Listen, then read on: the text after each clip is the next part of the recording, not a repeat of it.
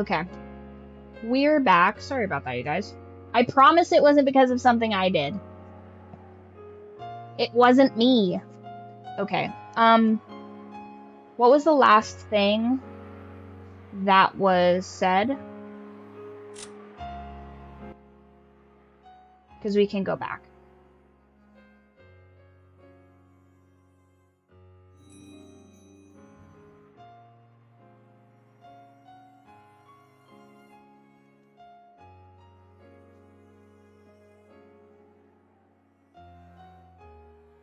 I'm just gonna go to here.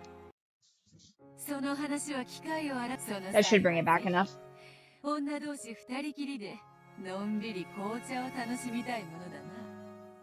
スリランカに行った友人がバラの香りの素敵な紅茶を送ってくれました。ほう、リンブラか。悪くない。ならば。Natsuhi planning the treats she's gonna give herself when this weekend at Bernie's thing goes off without a hitch is so funny to me. And I will get a little treat once I trick everyone. Girl dinner. Girl dinner at its finest.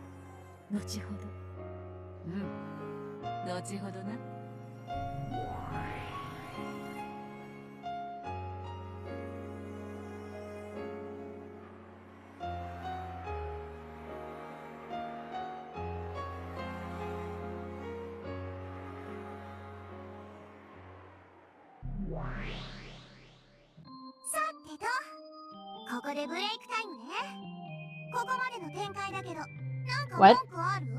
You don't tell me when it's break time, Lamb Delta. I tell them when it's break time.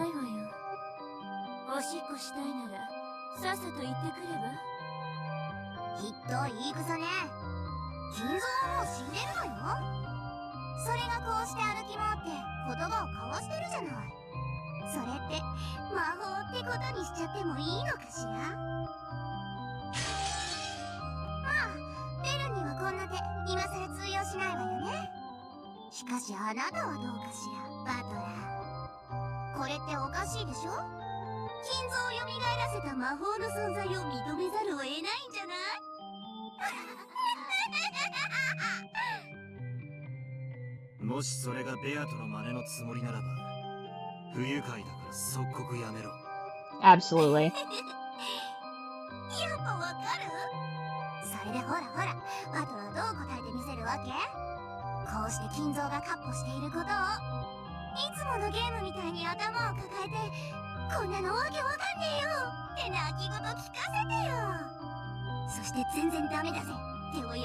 Yeah, Natsuhi's not allowed to be happy.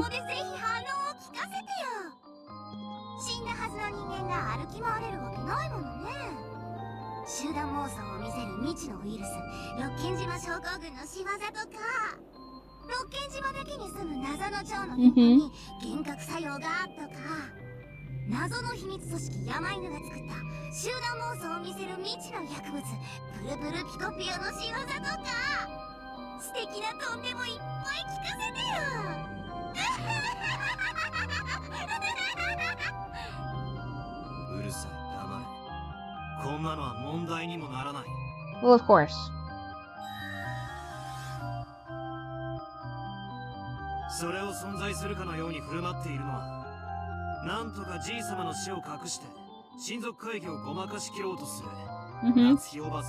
Yeah, obviously this is a farce.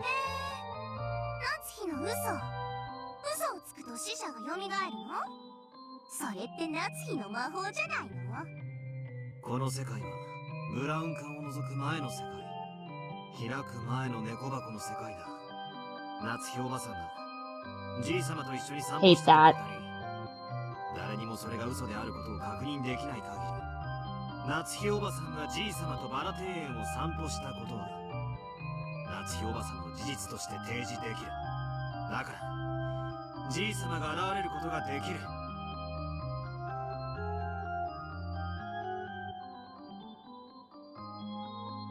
ブラボー。あなた、ベアトがいないと冷静なのね。うるさい。お前も黙れ。お待ちなさいよ、バトラー。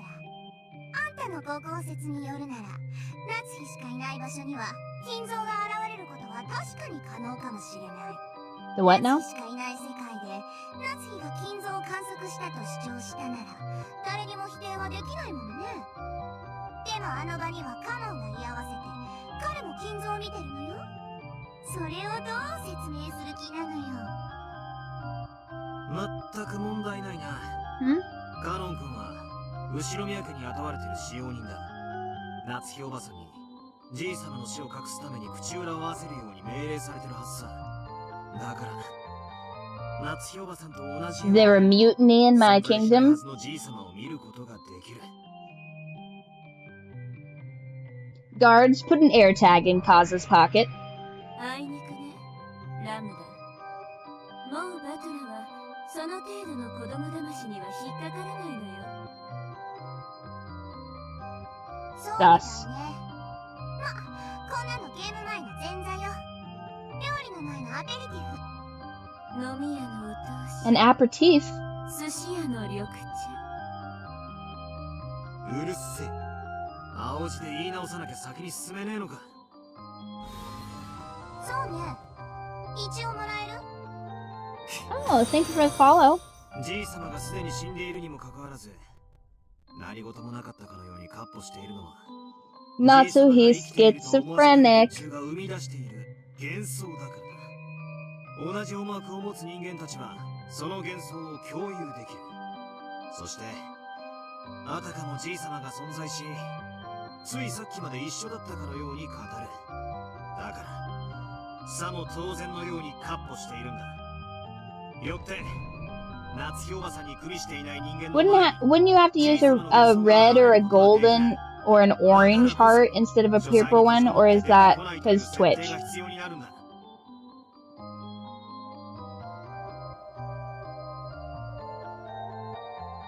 Oh, nice. I see. I've been trying to do chapters, you guys, but again, I'm bad at like back-end editing stuff, but I have been trying to make it like accessible and organized.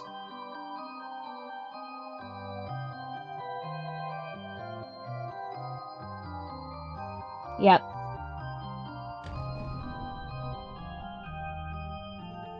Yep.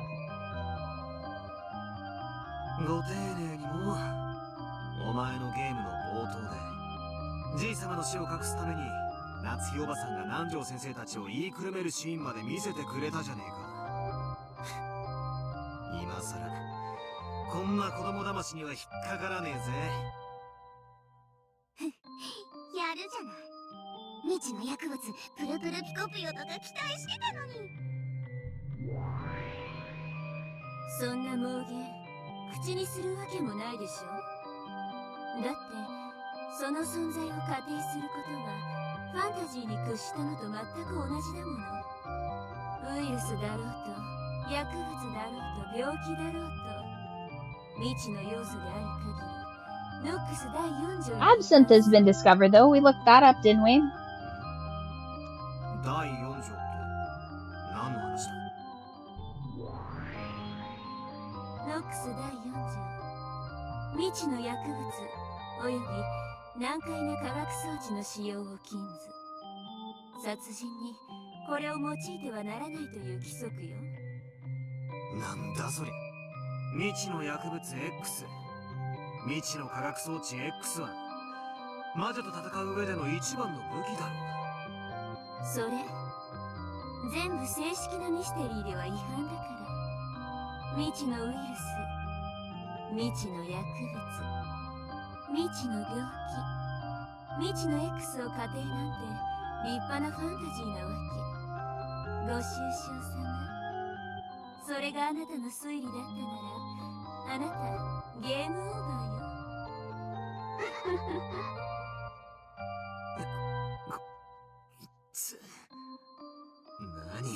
Yeah, it won't be an issue because we're real investigators, you guys. These silly witch girls aren't gonna trick us.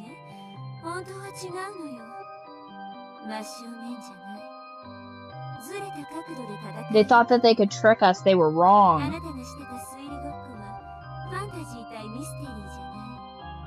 ァンタジー対アンチファンタジーでしかないのよ。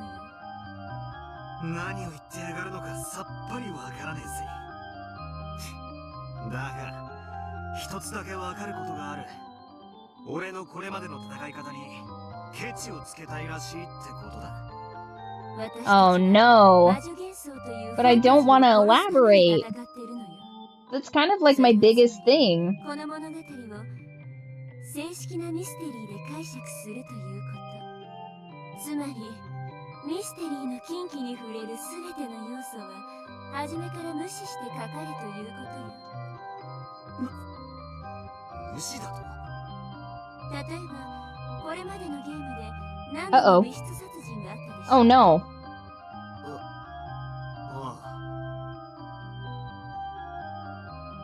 あなたはベアトとその度に犯行現場で隠し扉が存在しないかどうか随分と熱心に確認していたわね。まるでそれ自体が戦いであるかのように赤き真実を織り交ぜてガキンガキンと派手に。あれ、私に言わせると時間の無駄。だってノックス第3条で明記されてるんだもの。秘密の通路の存在は禁ず。ミステリーではね、秘密の通路はあっちゃいけないの。つまり正式なミステリーとして解釈しようとする場合、隠し扉があるのかどうかなんて論争初めからしたら負けなのよ。だってないんだから。 Yeah, but that's not in red. もうゲームオーバー。つまり犯行現場に隠し扉が存在しないことが証明されてないから推理できないなんて。甘ったれたあなたはミステリー失格。その時点でゲームオーバー。ミステリーで解釈する戦いをしてるつもりだったんでしょ。ならミステリーのお約束にちゃんと従わなきゃ。そういうことよ。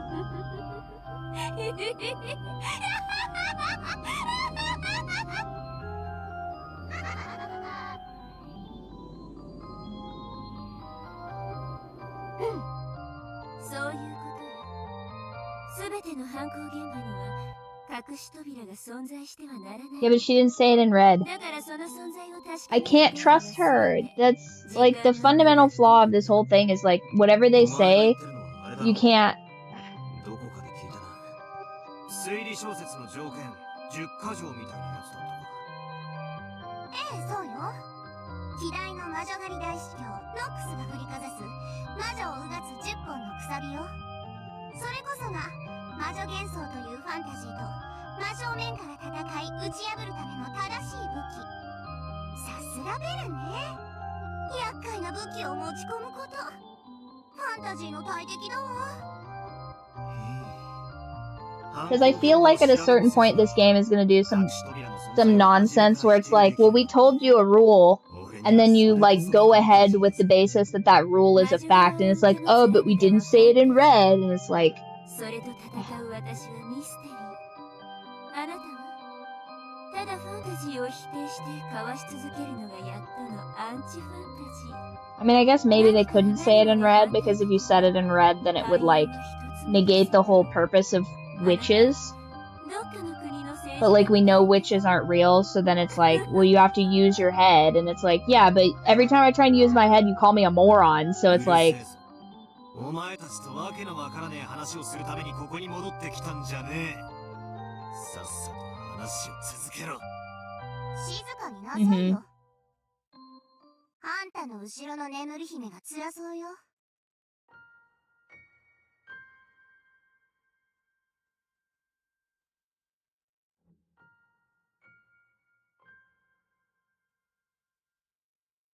Right. Yeah, I'm saying like, say more things in red. You keep calling me dumb, but then you won't like... Then you intentionally deceive me and you're like, how stupid are you for listening to me? And I'm like, fuck me, I guess, for taking you at your word. You goddamn lollies.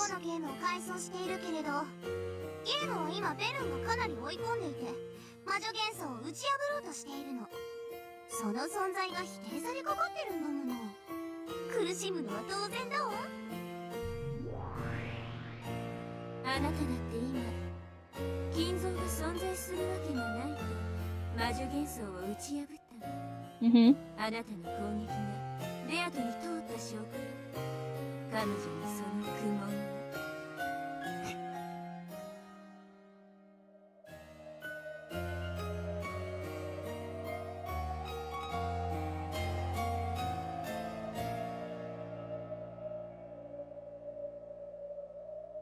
No. She deserves to suffer.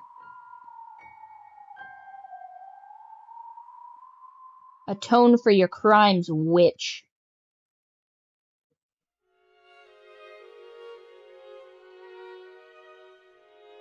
Okay, now once again, this has got to still be a year previous because there's no typhoon.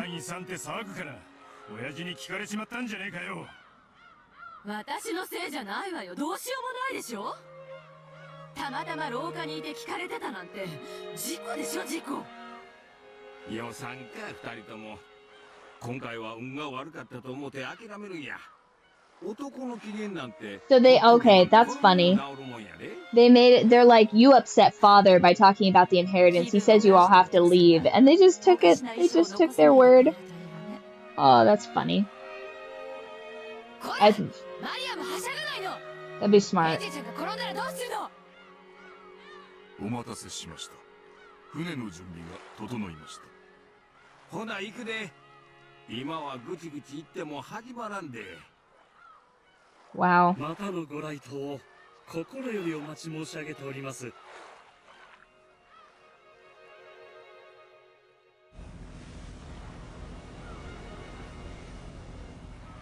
Let us see Tiny Ange. Show her to us.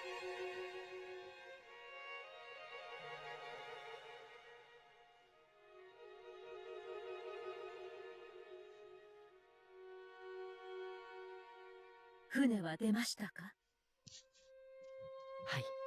たった今、出港なさいました。そうでしたか。見送りご苦労でした。主人はどうしてますか？先ほど、お部屋にお戻りになりました。お休みになられるとのことです。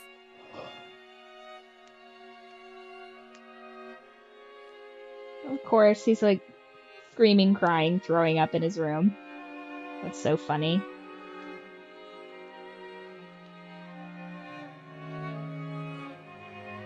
Kraus can do nothing but live in reality when it doesn't serve him, and live in fantasy when it doesn't.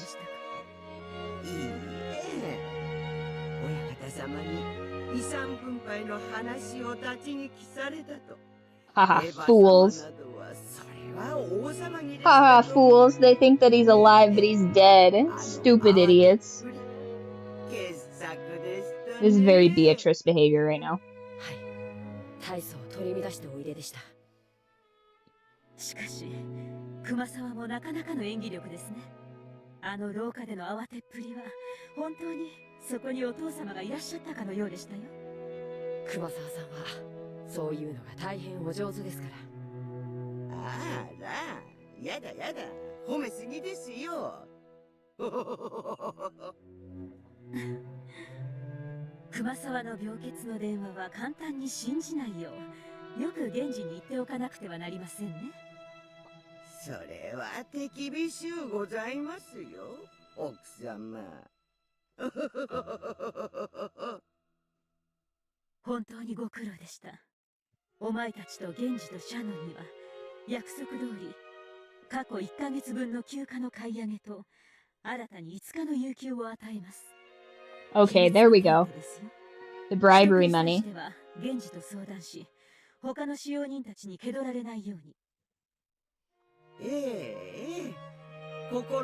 That face is crazy. She's like, as long as the check clears. 声が大きいです。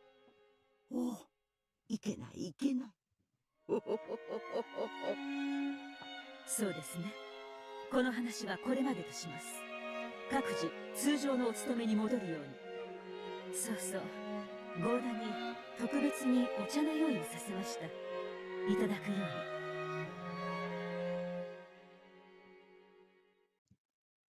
Mm-hmm. Nobody, it's the people not getting bribery money are being turned into fertilizer straight up.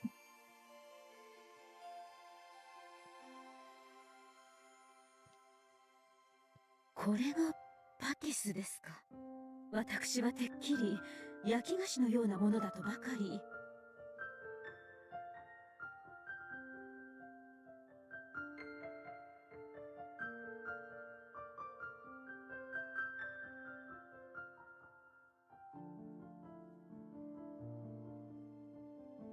知らんのか？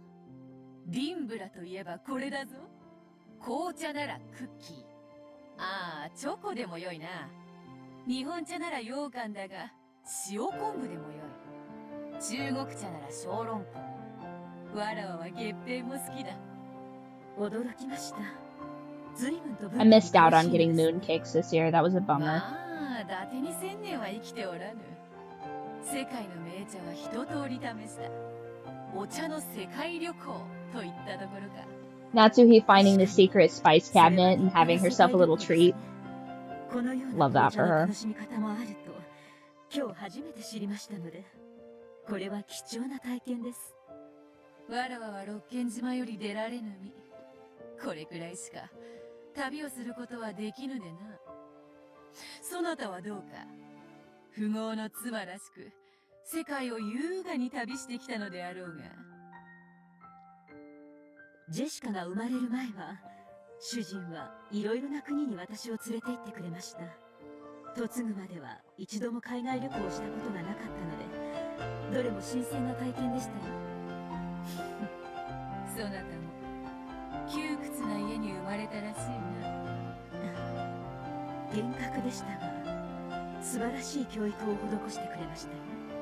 それを窮屈と呼んでは、お父様とお母様に失礼です。雄弁に窮屈であると語っておるわ。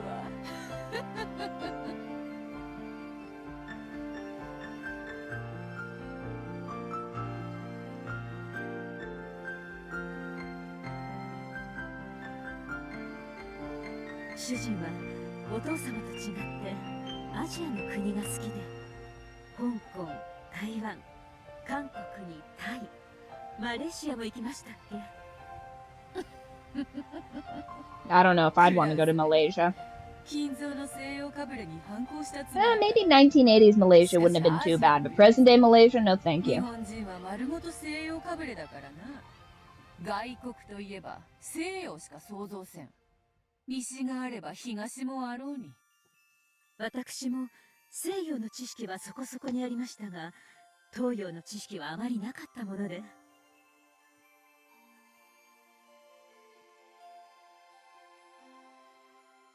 旅先でいろいろと主人にからかわれましたっけ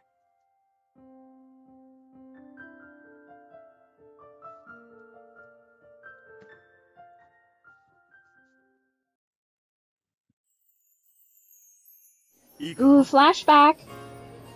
これは瓶炉という。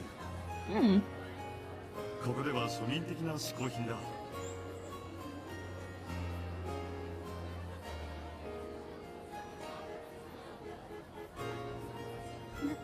なるほど。これをかじればよいのですか？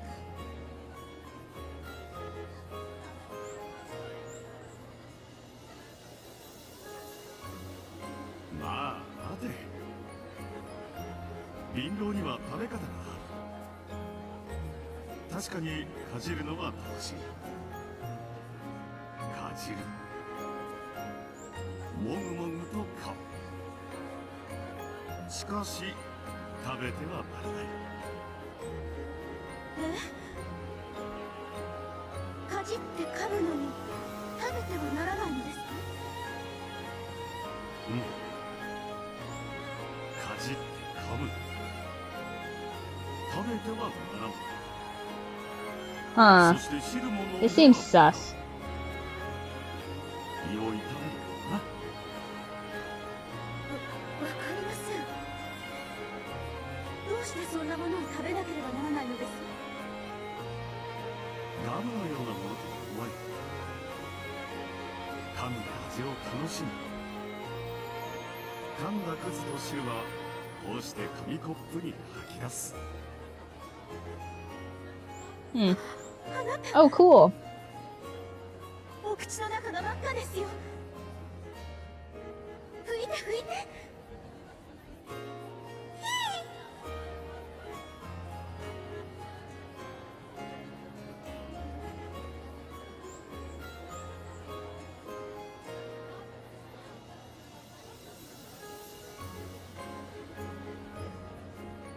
嫌です嫌です。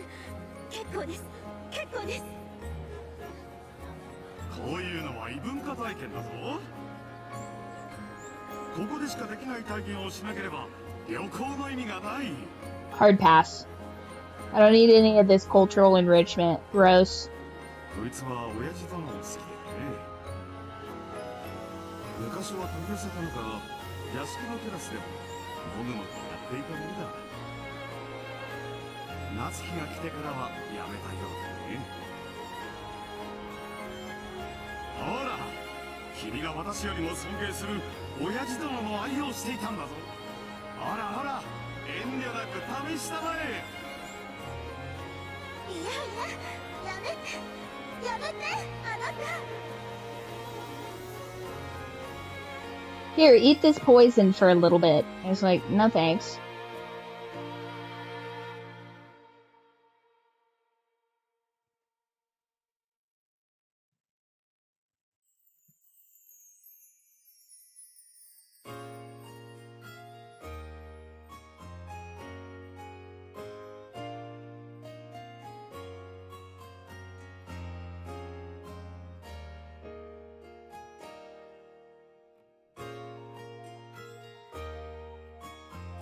Mm-hmm.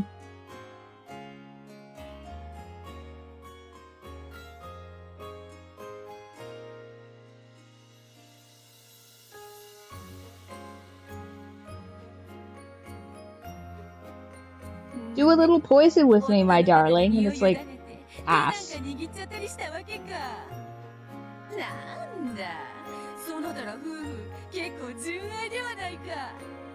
know about all that.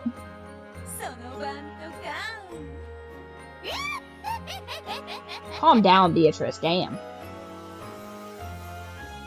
Trying his best and it's feeding your wife a little bit of poison as a treat.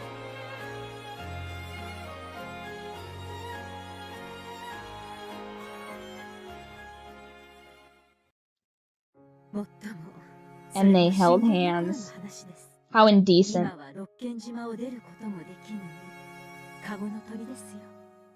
Y'all are crazy. 死ねども死ねども六軒島よりは逃げられぬ。カゴの鳥はわらわも同じだ。あなたのことは知りませんし、詮索もしません。しかし軽んじれぬ境遇であったことは察します。老名主を気取るつもりもないわ。同じカゴの鳥同士、せいぜい仲良くしようぞ。わらわはそなたを気に入ったぞ。そうですか。ありがとう。この度の親族会議における使用人たちへの指示や采配は見事であった。金蔵が何時にどこにいて、何をして何を残したか、それらを見事に共有させ、矛盾なく組み上げた。Wow, she is really patting herself on the back pretty hard right now.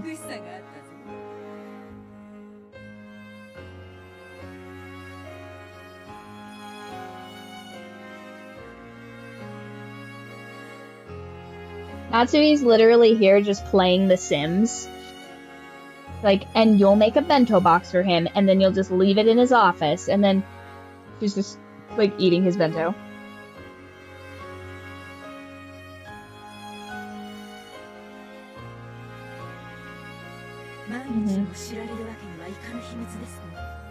She's doing her best, and it's just logistics.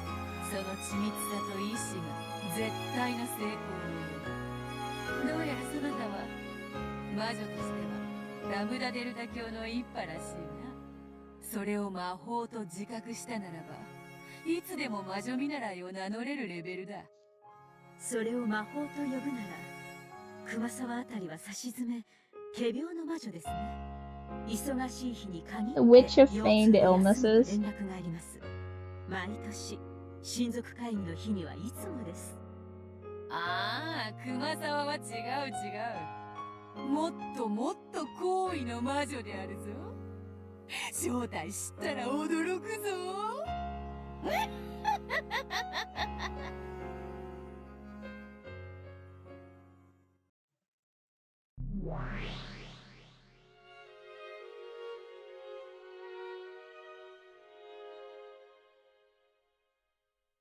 ロノベが気を利かせて、同じディンブラとかいう紅茶を入れてくれたぜ。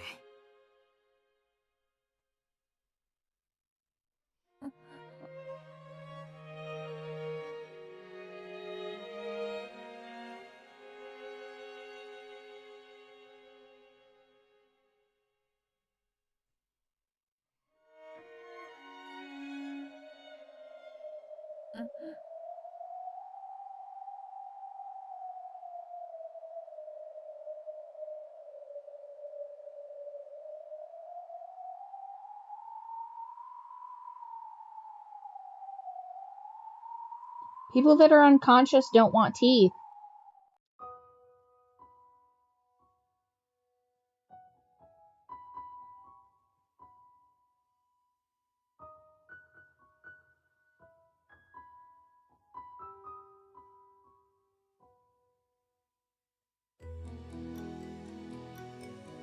How?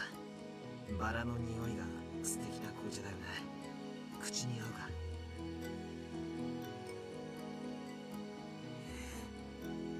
どうしちまったんだ。Oh my god. これもまた作戦なんだろ。 One sec, let me look at 落ち these 込んでるふりを memes. して後でバーッと驚かそうって作戦なんだろ。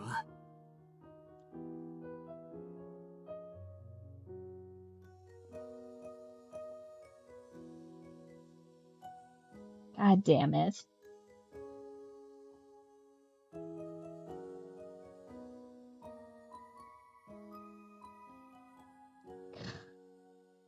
Oh my god.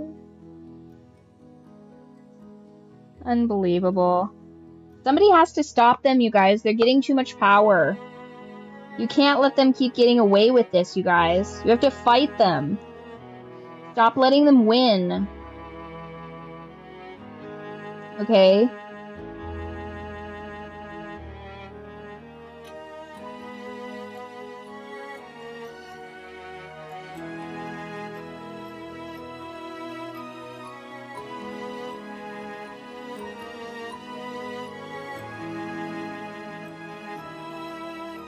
Oh my god!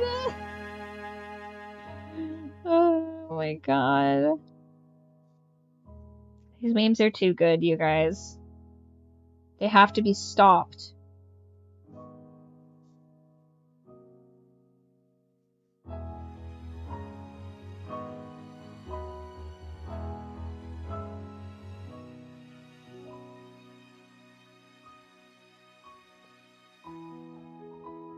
Especially Kira, or not Kira, Kaza.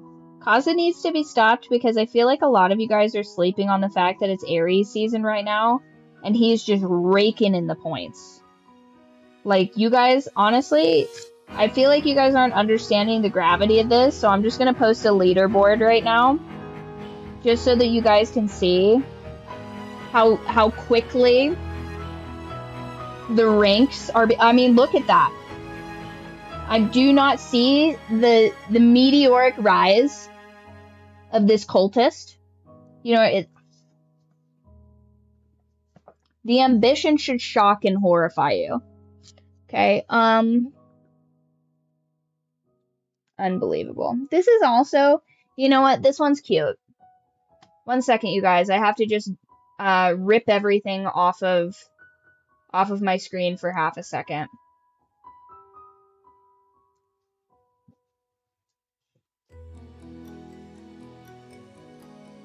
For just half a second, everything's going to be off the screen. And I am going to Domain expansion. Screenshot this. God, if only there was a fucking key binding for that, right? Wouldn't that be great?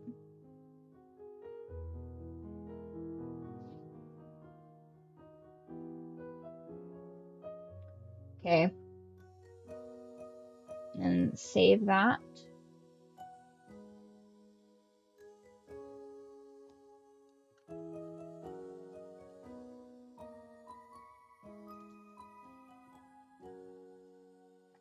Okay, I'm gonna save that. And now we can put everything back to where it goes.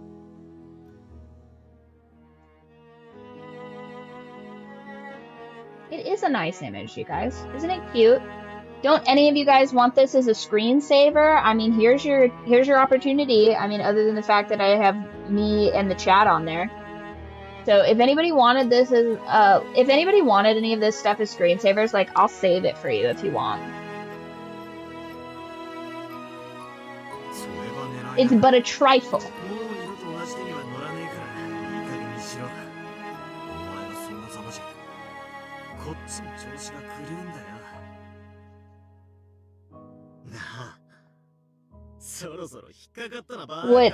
What, dissociated autistic girlfriend and idiot boyfriend? Oh, right.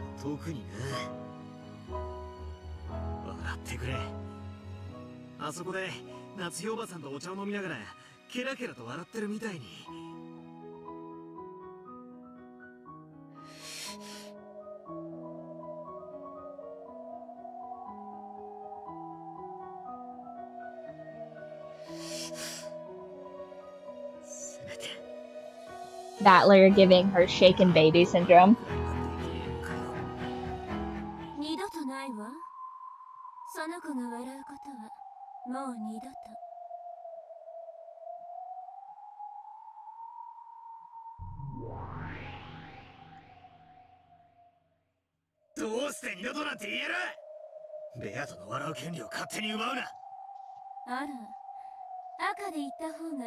You better not.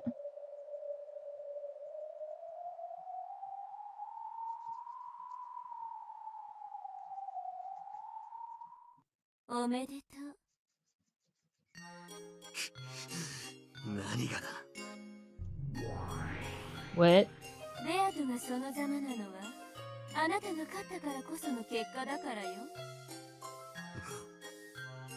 You gotta sell. You gotta sell, Battler, if you want your autistic girlfriend back.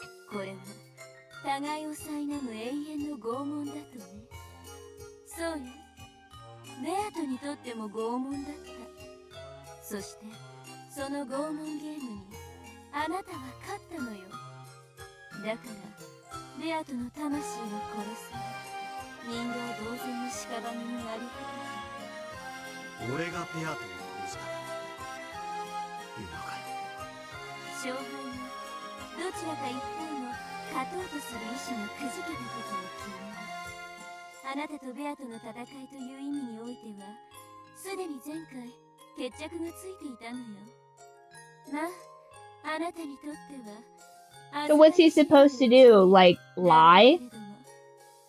He's supposed to be like, I don't know, if maybe there's witches.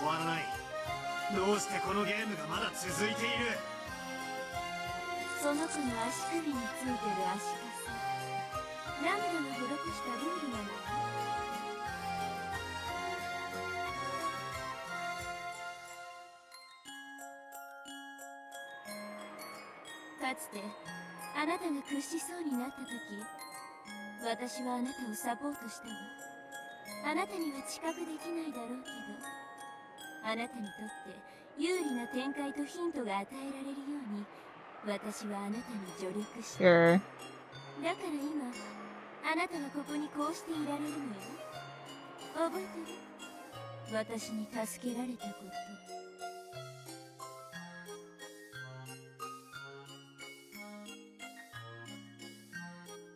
同じようにラムダはベアトをサポートしてるわ。そして今度はベアトが屈しようとしている。Yeah, these lollies are evil, and I feel like that should be pretty obvious to all of us, is that they're a creature born of evil, and they can by their very nature, they are chaotic evil. Like a mind flayer, they can't be trusted. And anytime they show up in anything, you should be highly suspicious and upset. ベアとはその前者に抵触しかけた。だからラムダはそれを潰し、敗北をギリギリのところで回避したの。ゲーム上は立派なサポートだわ。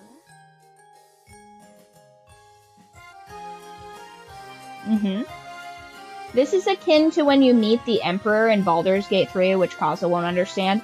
And you're just like, oh my gosh, that should have been the reaction to every single person the moment lollies showed up in this, because it's only an indication of things going horribly wrong.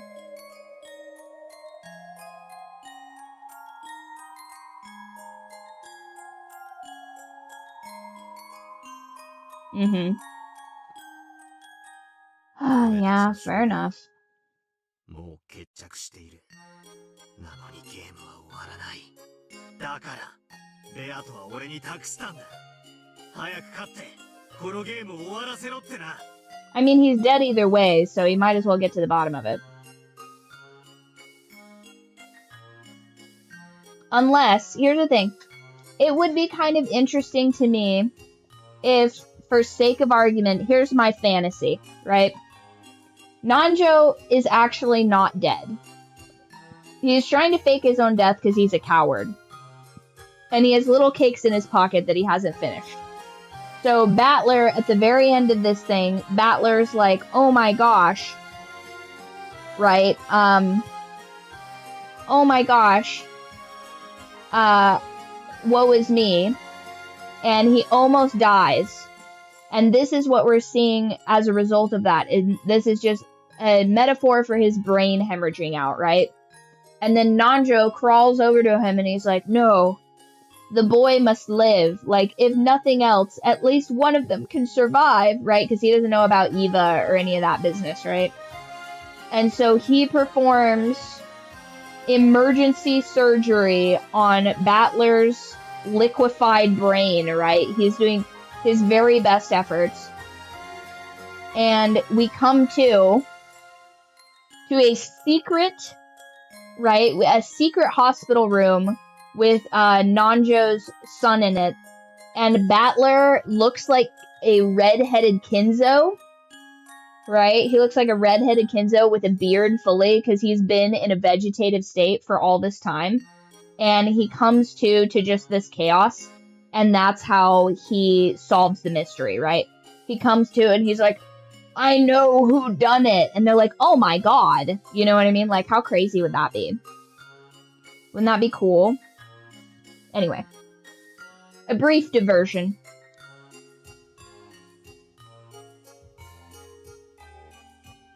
That would also tie up all of these meta moments in a nice little bow.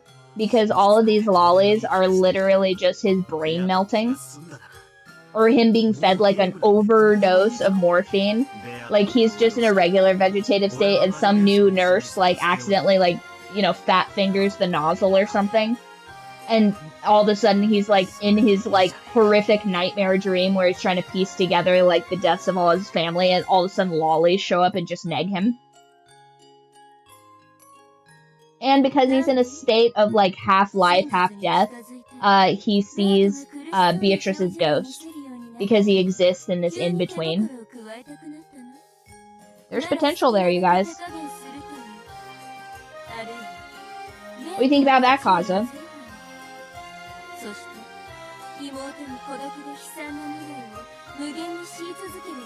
And he comes to thinking he'll see his sister, but he's, like, just a little bit too late. She's dead, too. And he's just like, ah, fate worse than death. He truly is alone in this world, in every sense of the word. But then he becomes the heir, because he's the last living person, you know?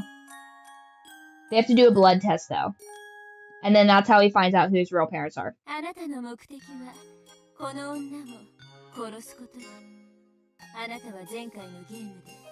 ベアトに壊れて口にしたわ。お前を殺すってね。ああ、そうかもな。だがそれはお前にとやかく言われることじゃねえな。知ってる？爪を剥ぐときはね、一気に剥いでくれた方がマシなのよ。 That's true. あなたみたいに優しくおっかなびっくりとぐりぐりもたもたと剥がれる方がよっぽど。 Yeah, once the nerve endings are severed, it doesn't hurt. よっぽど拷問だと思うけど。慈悲があるの。 That's why if you have like nerve pain in your teeth or whatever, once they're removed, that goes away because the nerve's gone. 余計なお世話だ。俺がこいつにどう引導を渡すかは俺が決めることだ。 I wouldn't know about like the nerve pain specifically, but I've performed extractions before, so you can imagine the relief of not having to deal with throbbing pain in your head. その意志に変わりがないならいいよ。私はあなたにかけてるのだから。いいよ。決して忘れないことは。このゲームに決着をつけない限り、あなたが解放されることは。 And that's just him laying in a hospital bed. His brain hasn't finished reknitting itself together.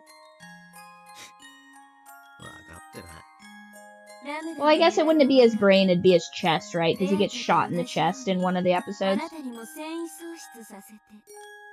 二人とも生き人形にしてこの世界を永遠に安定させることよ。そんなの嫌でしょ。私も困るわ。お前の都合など知ったことか。だが俺はゲームを捨てない。ベアトとの戦いの責任を放棄しない。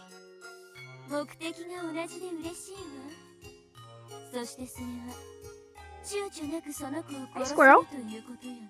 Hello, my sweet curly-tailed princess. Come here. Come here and say hello. そうだ。 Oh.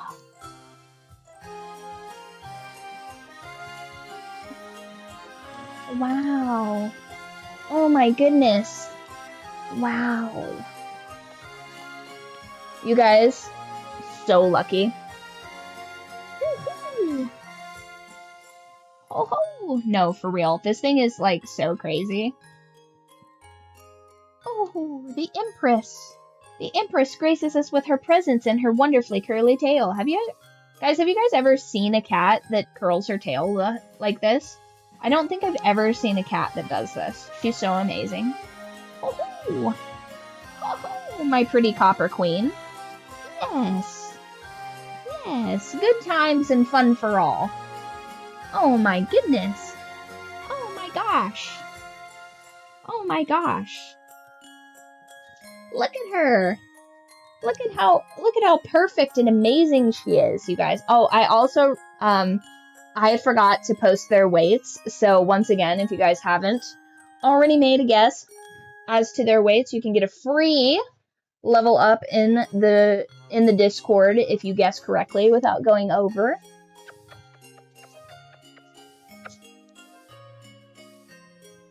She's being so much more snuggly now that she has some competition outside. Which, she doesn't ever truly have any competition. She's the specialist, most wonderful kitty cat in all the land. Yeah, you're so unique and smart and special. No one could ever hold a candle to you, Squirrel. You're the most unique cat in all of the realm. Yes. But Mink does like to curl her tail around you when you hold her. So I think she's learning that from Squirrel, so she's kind of cheating a little bit. Squirrel did that in a vacuum. Nobody taught her how to do that. She's just amazing.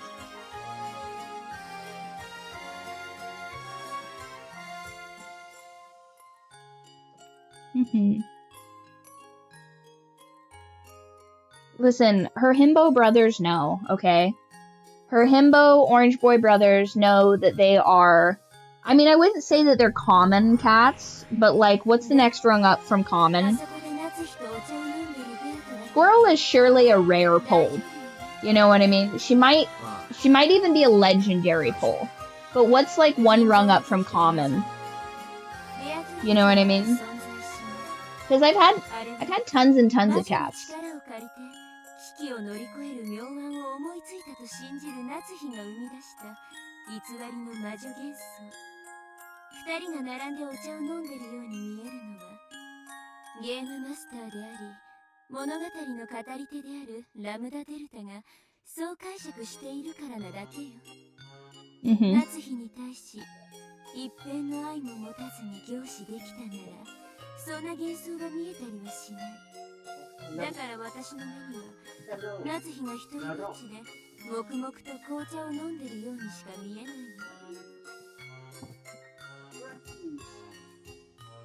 あれは夏日が見せている妄想。あそこにベア No, she's already made her appearances. She's already said hello to everybody. Check on your fat toad. Check on your little guy. He's feeling well enough to eat up all of Brother's kibble. Unbelievable. Unbelievable.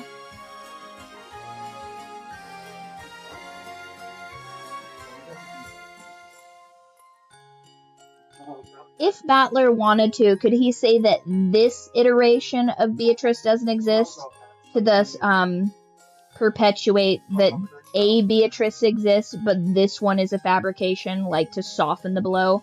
Or would that even serve him to do so? Beatrice just choking on her own blood.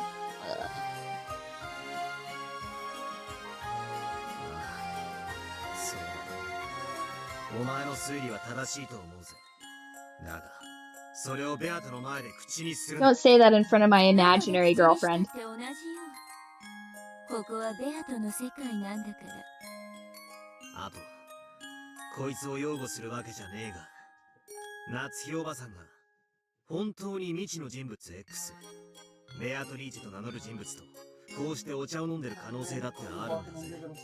この光景は1年前のものだろうが、この日の島の人数が赤き真実で示されてるわけじゃない。そうね。この日の六軒島の人数についてはラムダも赤では語ってないわ。なら夏日おばさんが本当にベアトリーチェと名乗る女とお茶を飲んだと主張することもできるんだぜ。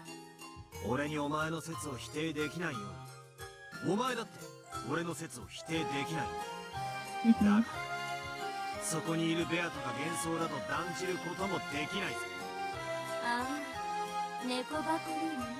I hate this. それベアトには通用したかもしれないけど、私には通じないのよ。Excuse me, how dare you deny Snarf free roaming entry and exit? 一人ぼっちで紅茶を飲んでるんだもの。She hates it. She hates to be denied. She's hello, excuse me. Excuse me. Oh, poor squirrel. Yep, of course. Rude. How rude. Oh, the Witch of Miracles being a fucking huge bitch right now. No, I didn't miss it. I promise I didn't.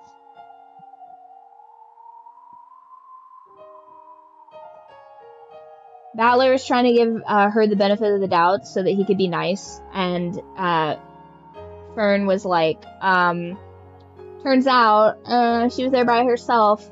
Read it and weep.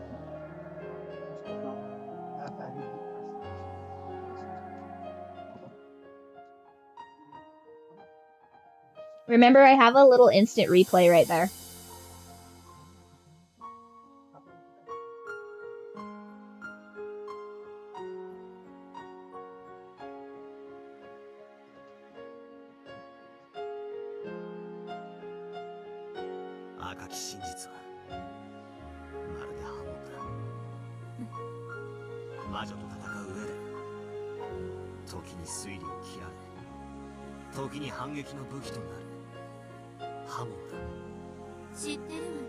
I would like to point out that I made this theory several instances ago.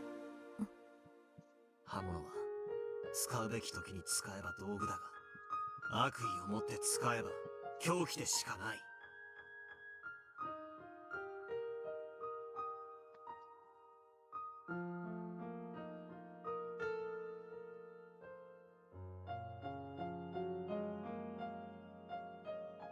これは魔女幻想じゃない。夏日おばさんのプライバシーだ。それを暴く権利なんて誰にもあるものか。Yeah, that's actually pretty based and cool of him. He said, "You don't have to embarrass my aunt. It has nothing to do with the plot. Mind your business." 1986年10月4日から5日の2日間のゲームについてはな。だが、そのゲーム版の外についてまで。Yeah. 俺は魔女の存在を問うつもりはねえぜ。そもそも悪魔の証明により魔女の否定は不可能だ。そしてこのゲームのルールに従い、赤でそれを語るのもステイルメイトで禁じ手だ。赤き真実でさえ魔女の存在を否定はできねえんだぜ。確かに。You broke your own rule. 魔女の存在を語られるとはね。さすがラムだ。バトラーを人間犯人説と魔女がいてもいいという気持ちのうまいこと中間に引っ Why 張り would 出して she break her own rule just to be a bitch? 人間の心を操るのに Lollies, I told you guys, lollies are chaotic evil. And they should be treated as such. Okay? Nothing good can come of this. There you go. Absolutely. Get out of here. Age yourself up or get out of here. 私もこのゲーム楽しんでるんだもの。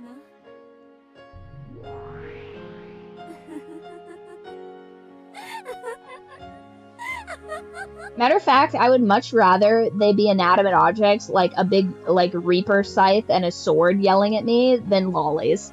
Like truly. I would much rather this be like a soul eater, like fourth wall universe than to have lollies at all. ワルギリアはお前の友人と言ってたが、お前友人は選ぶべきだったな。いや、むしろ昭和の Beatrice, what is your hair care routine, girl? That shit looks silky as fuck.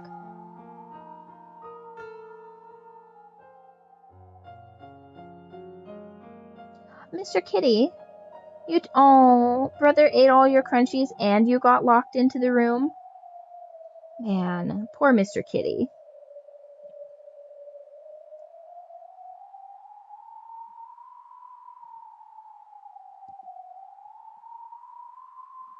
Oh.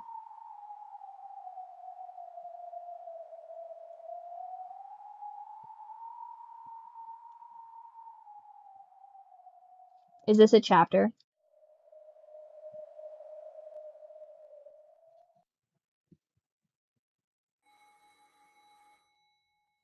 Okay. I think that's a chapter, yes? Okay, we're going to take a very brief... We'll take a very brief break. You guys get a snack, get a drink. We will reconvene in like, let's say 10 minutes. Does that sound good to everybody? And I will put it on... I'm going to save it right now. I'm going to put it on... no, I guess this is fine. BRB music. Okay, one sec.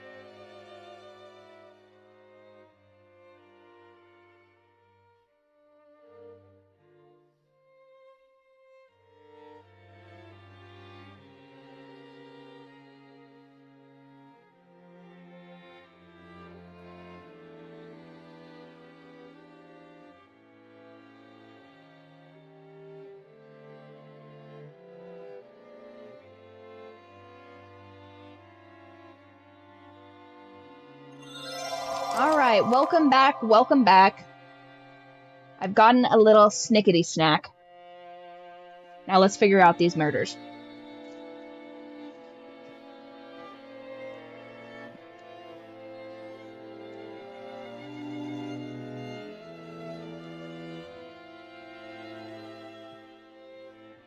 Ah, もしもし？お待たせ。バートだ。6年も音沙汰なしとはどういうつもりだ？久しぶりだな。お、そうなのか？知るかよ、そんなの。うぜえぜ。じゃあ、今年の親族会議はちゃんと来るわけだろ？6年ぶりだな。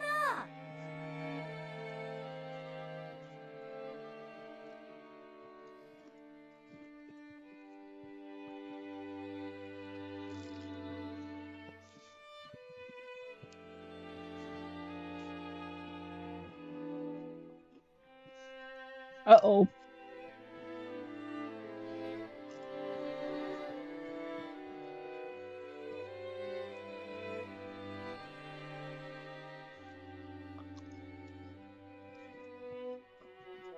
Oh, this is not going to be good.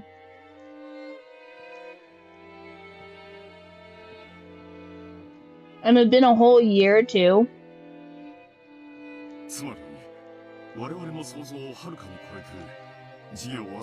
He said 6 months, and it's been a year.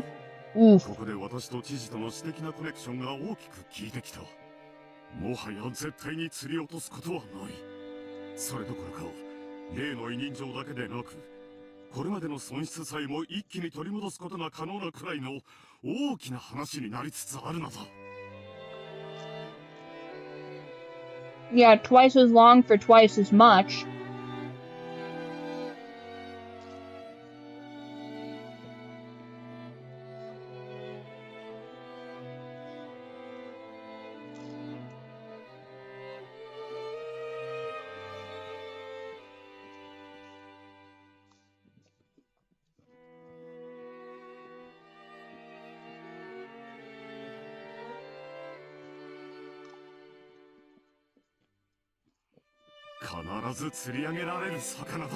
Yeah, usually if the fish is too big, it just snaps the line.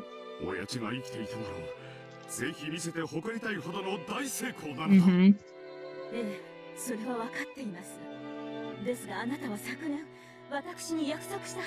Yeah, don't even talk like that. That's not even...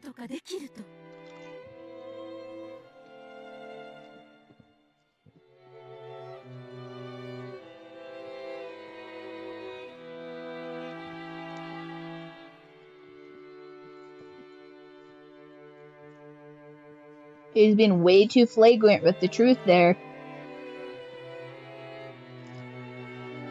Honestly, even if you're alone, don't talk about stuff like that, you know what I mean? Because you're getting too comfortable.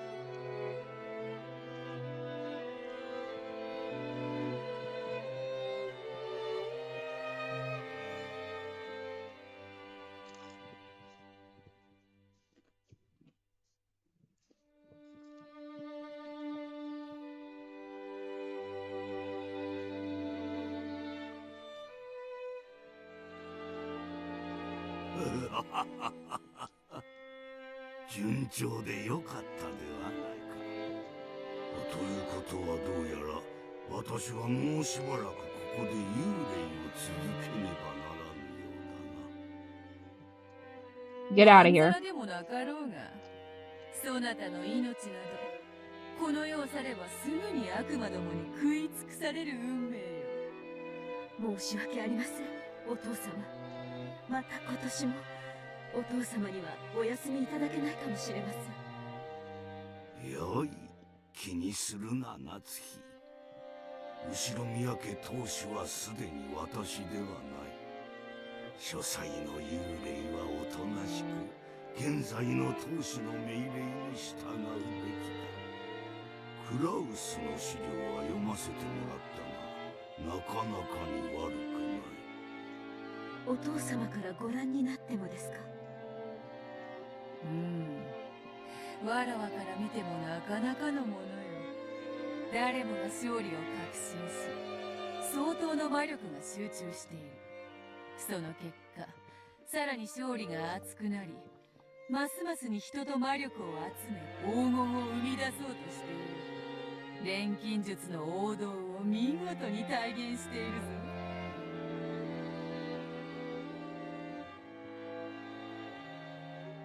おう、黄金の魔女の太鼓判までつくならこれは心強い。喜べ夏日。このクラウスの事業は必ずや後ろ宮家の危機を救うだろう。ありがとうございます。そして I like that Natsuhi's dissociation area is just Kinzo's office. She just goes up there to lie to herself and stare off into nothing. Do you think she's drinking absinthe too?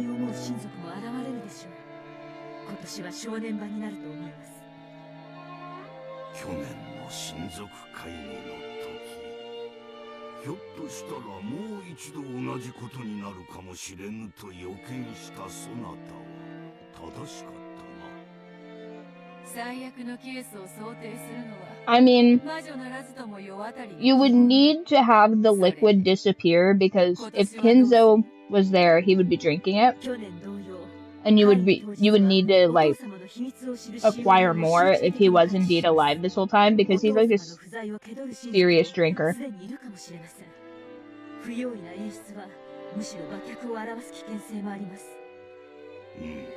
Now most of it you'd probably just pour down the sink, but maybe you have a little nip here and there, you know. 最後まで書斎をお出にならないという筋書きで行こうと思います。それがよかろうな。籠城は単純にして最後の切り札だ。どれほど屋敷が毒素に満ちようとも、この部屋を密室結界に閉ざす限り、金蔵の存在を否定することはできぬ。それはわらわも保証する。だが、籠城すれば囲まれるは必至。承知しています。それでも何卒もう一度だけお父様とベアトリーチェの力をお貸しください。私は新しき当主の命令には逆らえぬ。そして幽霊もまた聖者の命令には逆らえぬし。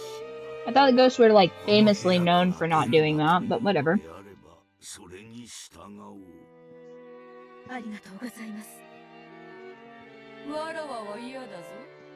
力を貸せと願われても、願いごときでは聞いてやれぬ。ええ、あなたは古文錬金術師。ですから、貸せと願いません。貸しなさいと命じます。あなたの魔法だけが頼りです。その力で、もう一度だけ、お父様の幻想を。ならばよし。心得たぞ。そなたの貫禄、なかなかに心地よし。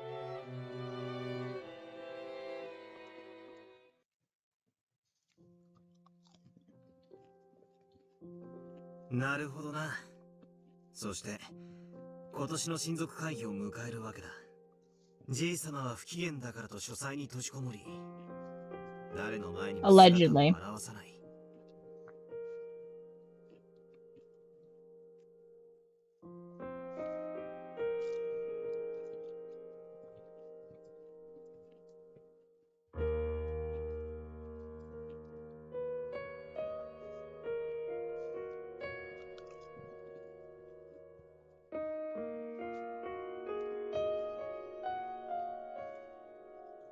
安心しろ。ここはゲーム版のまだ外だ。だから俺はそこにいるお前やじい様を否定はしない。I mean, handicapping yourself for no reason, but sure. お前は前回全ゲームの開始時にじい様が死んでることを赤で宣言した。しかしゲーム開始以前のじい様の生死については言及していない。つまり Wouldn't be me. I'd have my boot on her neck the whole time. 何の矛盾もないってわけだ。 He loves a ghost. And it's just the, like, it's literally just, like, the nurse tending to his, like, smashed skull. この場にいるベアトリーチェの存在だって否定することはできない。ゲーム版の外、すなわち1986年10月4日以前の島の人数については赤で宣言されていないんだ。だからここにベアトリーチェが存在しても何もおかしい。 It just goes to show if you're pretty, you can get away with anything. You can literally, like, emote over the corpses of a man's family, and if you're just hot enough, he'll be like, she was doing her best, you guys.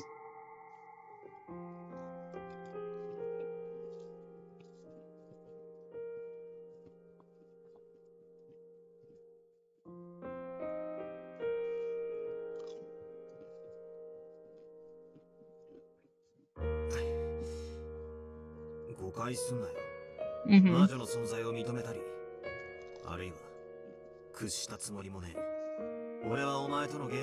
Yeah, but for the most part, you shouldn't listen to women. We say all kinds of crazy things. I am certain at some point in my life I have asked for an ostrich. Do I actually want to live with an ostrich? Who can say? But can you imagine if one of my significant others gave me a fucking ostrich? That'd be ridiculous. I've also, and I can say this with certainty, I have asked for a possum.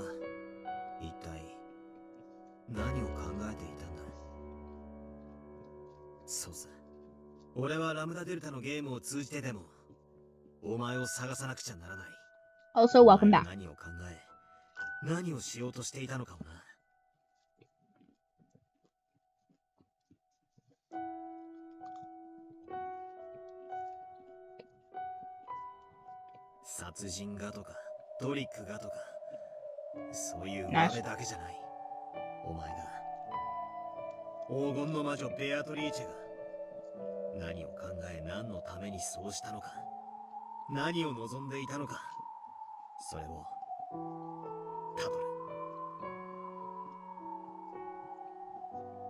I wonder if Beatrice is just the embodiment of morphine while he's laying in a hospital bed. That'd be crazy.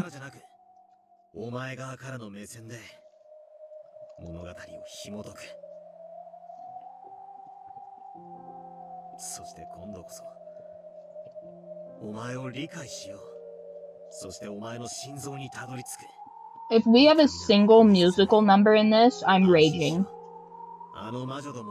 This better not go Broadway at any point. I'll be so mad.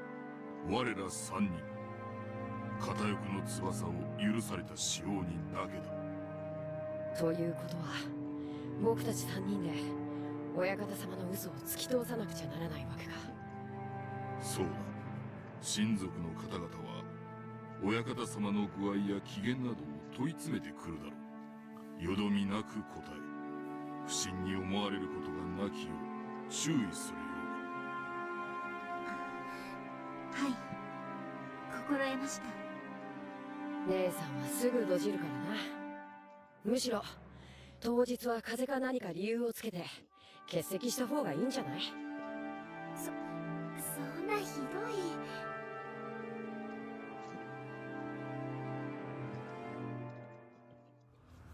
源氏様、シャノンがシフトに入る必要はないのでは。僕たちだけで十分やります。それはできん。奥様から我ら3人は必ずシフトに入るようにとの言命だ。はい、やり遂げる覚悟です。どじらないでよ。どじりません。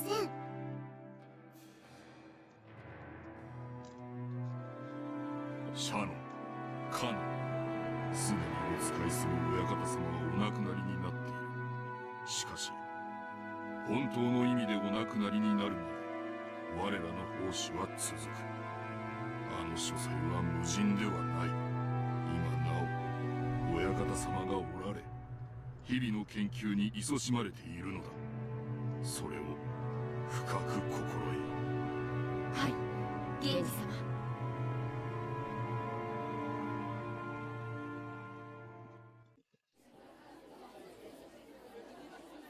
I love those お lights. 父様がすでに亡くなっている。そんなバカな。まあまあ、例えの話や。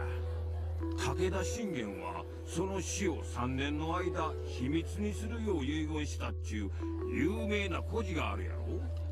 知らんか？そんな話もあったかしら。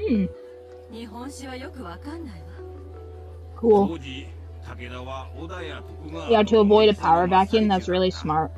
そこで信玄が死んだなんて話になったら戦況に悪影響が出るやろ。そやから自分の死を3年隠すように遺言したんや。秀吉かてそうやで。主君織田信長の死を敵方に知られんように徹底的に情報規制を行い、素早く毛利と和解して中国大返しを行い明智を撃ったんやないか。一方の柴田勝家はそこで失敗したんや。敵の上杉に信長の死を知られ、思わぬ反撃を受けて足止めを食らい、その後の秀吉との後継者争いで大きく遅れを取ることになったんや。Cool.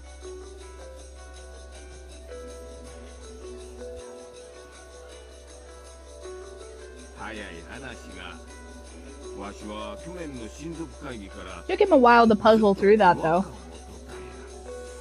あれは私やルドルフが遺産の話をしてたのを廊下のお父様に聞かれてしまって、それで。そこや。夏さんや使用人たちはそこそこにお父さんがいた、不機嫌そうだったと口を揃えたら、わしら Total fabrication. 誰一人お父さん They made it up. ないんや。もしあなたの想像が本当なら。っていうこと兄さんが遺産の独り占めを狙っているということ。もちろん死んだことを隠すなんてかなり危険なこと。果たして遺産を独り占めするためだけにそれだけのことをクラウスさんがやってのけるのか、わしも確信は持たない。だが可能性はある。確かに兄さんは昔から強欲よ。兄弟全員だけ受け取ったものを着服するなんてよくあることだったわ。クラウスさんはわしら兄弟の中では一番裕福なはず。You appear strong when you are weak and weak when you are strong. 危険を冒してまで There's a decent strategy in a succession. わしにはちょっと信じられんのだかな。だがそう疑いたくなるくらい去年の親族会議はおかしかったよね。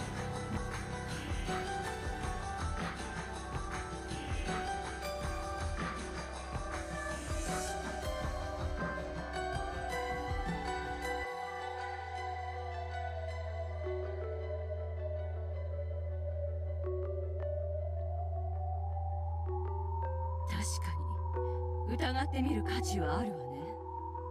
でも本当に兄さんがお父様の死を隠すなんて大それたことをするかしら。傲慢なくせにおかしなところで小心な人よ。そんな一世一代の大博打を本当にするかしら。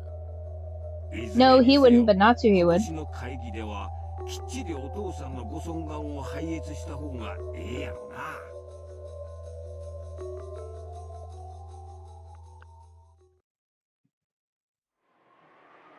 非常に良くない噂さ。どうやら兄貴の事業は俺たちの想像を超えて手ひどく失敗してるらしい。相当の損失を抱えてて、表向きを取り繕うだけで精一杯らしい。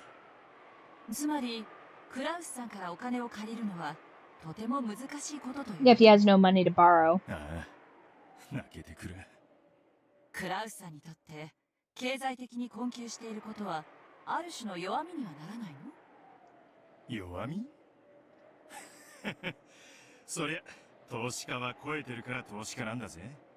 実は金欠だなんてことになったら誰も見向きもしねえ。信用第一の世界なのね。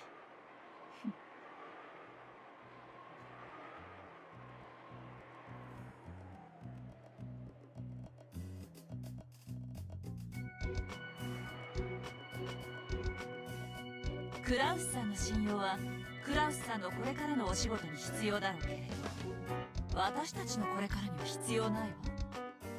兄貴をゆするってのか。Absolutely. 私だったら嫌よ。血のつながった兄弟を貶めるなんて。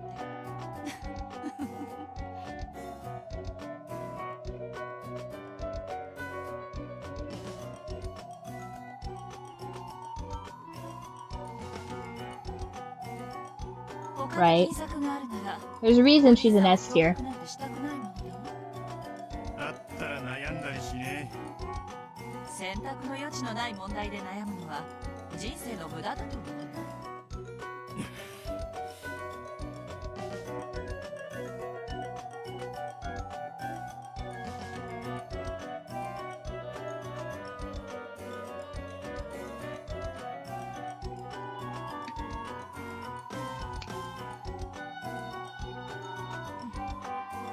つくづく信用で仕事をしたくないものだな。信用ほど積み上げるのに苦労して失う時が一瞬なんて割の合わない投資はない。That's why you shouldn't do business just based off of that. 客の信用より一枚の診察だ。クラウスさんが大きな損失を出している時でも私たちの急場をしのぐためのお金くらいは十分用意できるはず。もちろんクラウスさんのこれまでの信用を換金してお金を作ってもらうことになるけれど。Yeah, you don't want those investors to try and call in that debt. 十分な備えが必要よ。私たちには時間も失敗も許されてない。そうだったのね。私の京都の友人たちにそういうのを洗うのが上手な人たちがいるわ。あまり世話になりたくない連中なんだけど、一度会ってもらっても領収書は切れないけどきっと投資に見合うだけのものを調べ上げてくれる。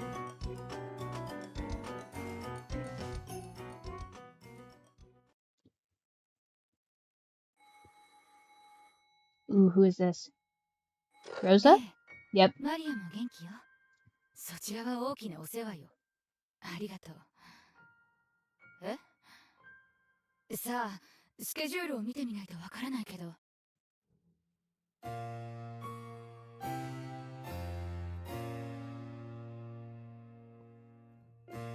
は次の親族会議についてちょいと兄貴抜きで意見を調整したいんです。エヴァ姉さんとルドルフ兄さんと私の3人で。Sure. 頭痛の増えそうな話ね。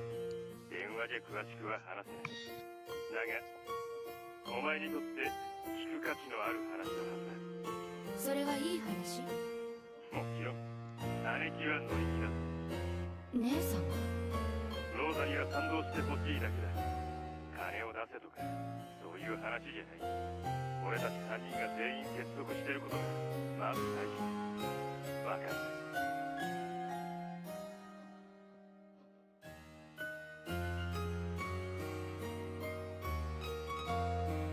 Triangulation works best with 4 siblings. 私も得をする話よね。ああ、俺たち3人で2億ずつせしめる。うまくいけばそれ以上も引っ張れるかもしれない。お前の借金それでチャラだろ。それはいつまでにせしめられるの？もちろん面倒ない。俺も助かる。姉貴も助かる。そしてローザも助かるってわけだ。散歩を丸く収まる。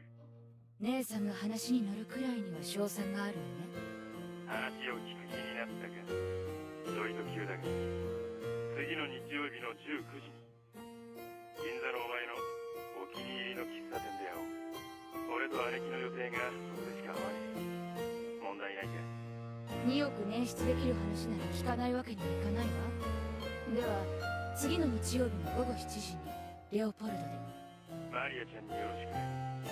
連れてきてもいいんだ。あの子の前でお金の話はやめて。Don't ever talk about money in front of my child, she says to her neglected. Because her child's completely neglected. Crazy.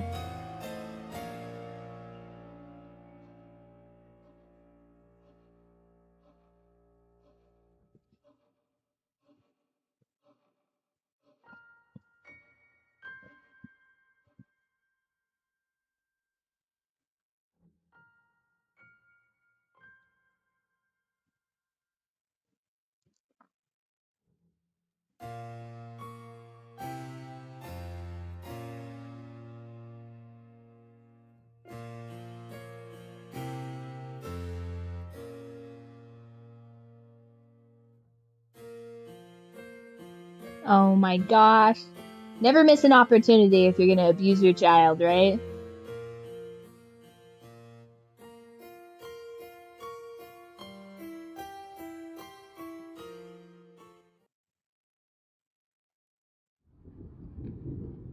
Oof, this is gonna be a tough one.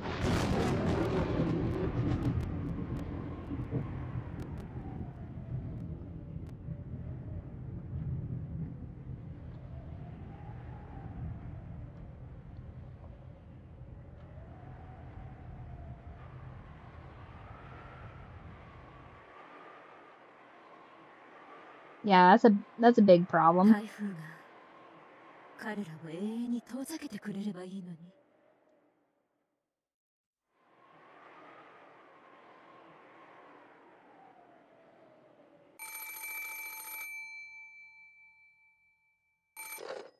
はい。お休みのところ申し訳ございません。源氏でございます。何事ですか？奥様に外線からお電話でございます。ですが、名前をお名乗りになられません。名乗らない。はい。先方は話せばわかるとは申しておりますが、いかがしますか？いたずらかもしれません。どんな相手です？おそらく若い男性ではないかと。お心当たりはございませんか？若い男性。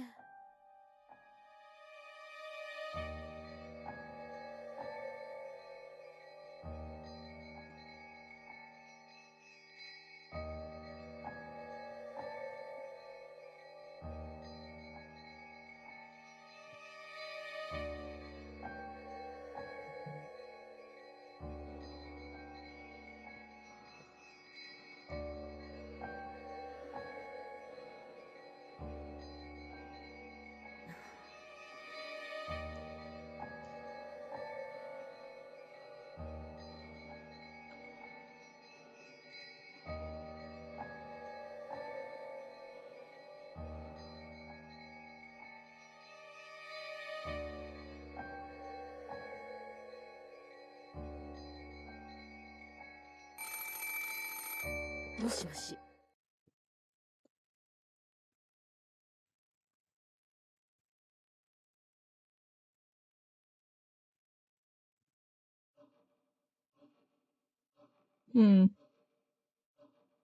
もしもし、誰ですか？名を名乗りなさい。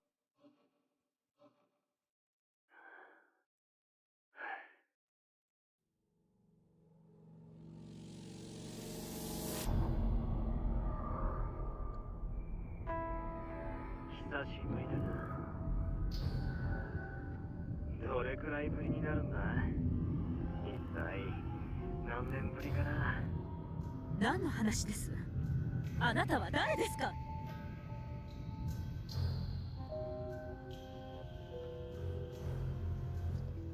What?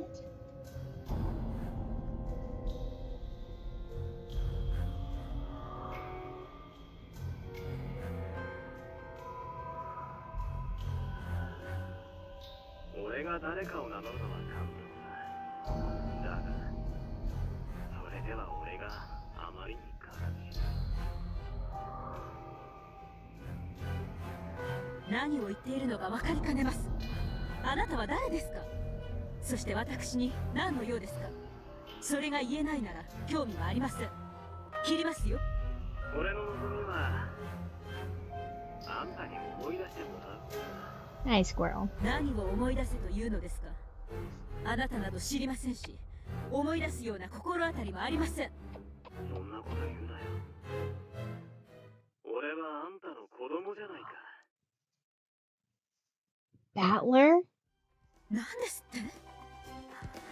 あなたは何を言っているんです？そんな悲しいことを言うなよ。 Oh my gosh.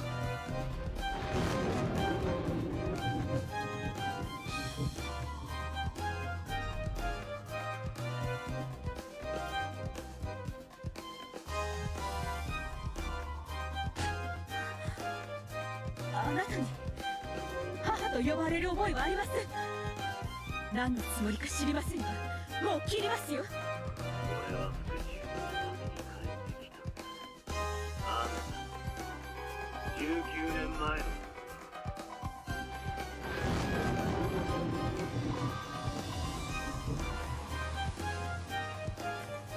あんた、本当はもう思い出してる。何の話かわからないと言っています。もう二度とかけないでください。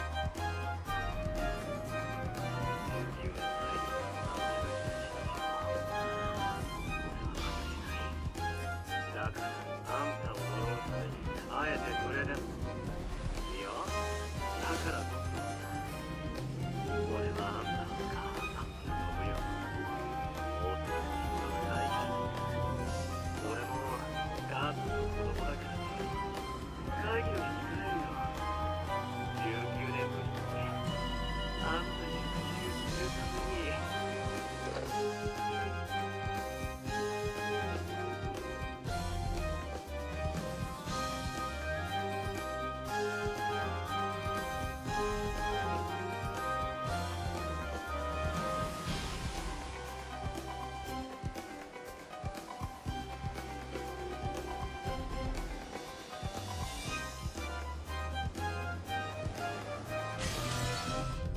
What?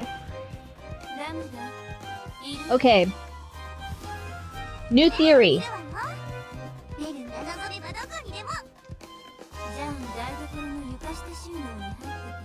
New theory time.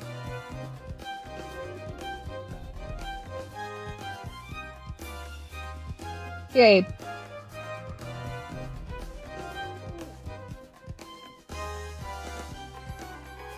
Whoop, not that.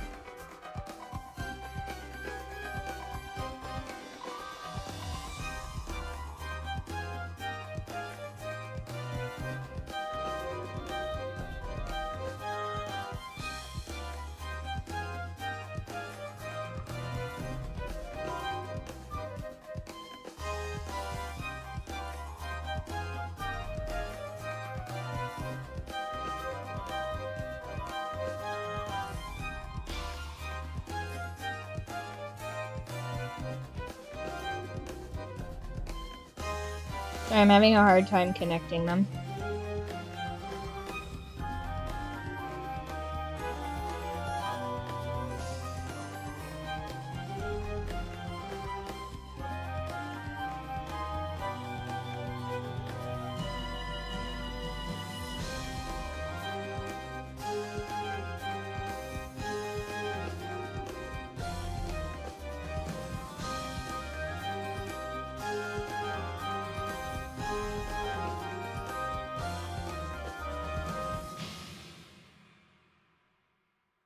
Crazy. So potentially that would make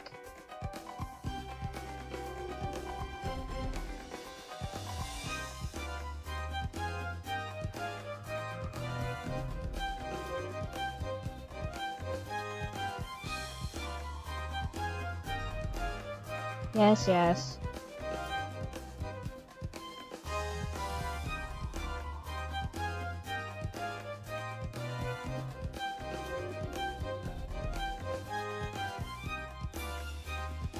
I'm gonna make this a dotted line and make it blue for like it's a boy.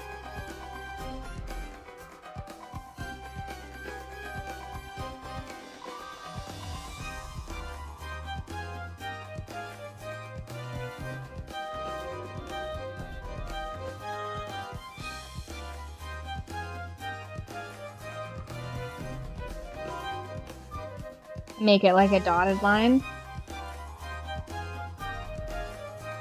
Make that a dotted line.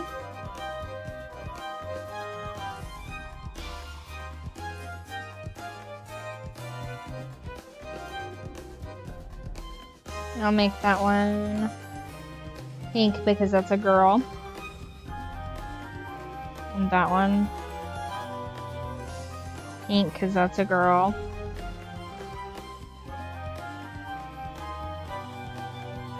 I'll make that one blue because that's a boy.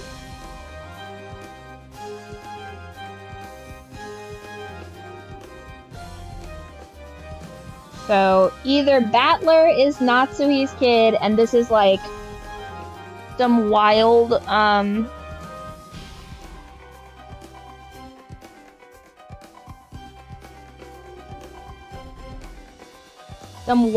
connection, right? That'd be insane. Or, can I get a PNG of the silver-haired guy?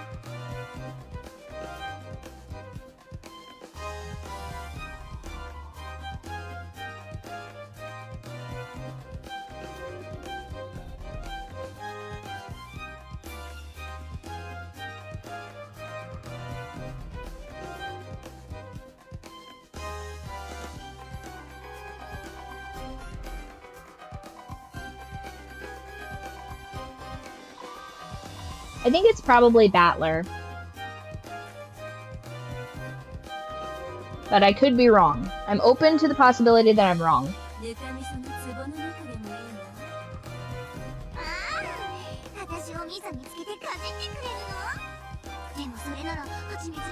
And not the lollies again.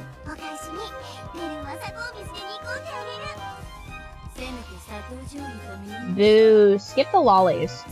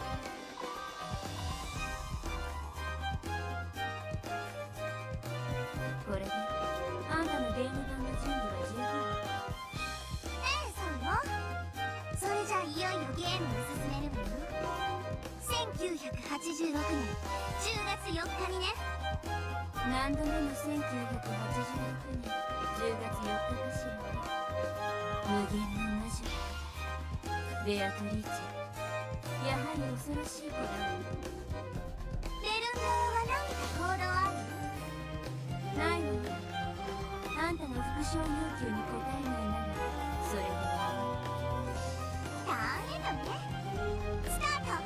クリーンアップドロー。さあ来たれ。1986年10月4日。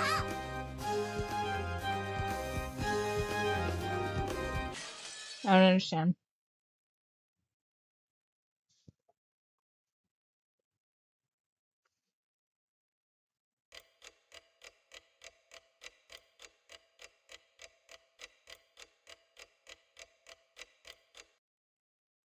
The lolly part I don't understand. The rest of it I do. I think. Sometimes the lolly is just like the way they talk doesn't really make a whole lot of sense to me. Like they're speaking in riddles. 6年前よりさらにすごくなってやがれ。こんなのが似合わなんて羨ましいぜ。んなことはねえぜ。 Pretty much their existence. 私にとっちゃ船着き場まで遠くて邪魔なだけなんだけどな。それは贅沢な悩みだね。毎朝バラと挨拶してから投稿。素敵素敵。こんなにいっぱいのバラ、みんなと挨拶してたら遅刻しちゃうね。演者は残念だな。お腹壊しやすいんだって。らしいな。腸が弱いんだろうよ。しょっちゅう下痢してるぜ。TMI, Battler. Gross. レディーにそういうの言うのいけない。それはすまねえ。そうだよな。女の子のお尻からはマシュマロが出るんだもんな。園児は体調が悪くてマシュマロが水飴になっちまったわけだ。それはさすがに。下品が過ぎるね。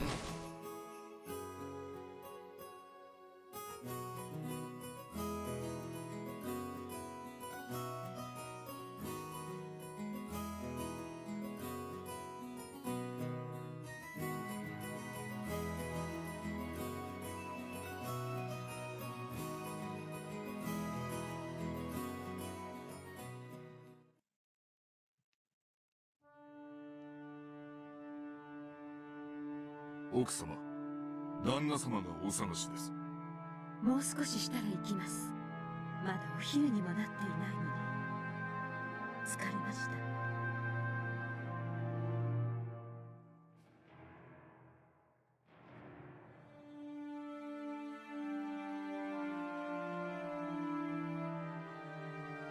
お父様は問題ありませんね。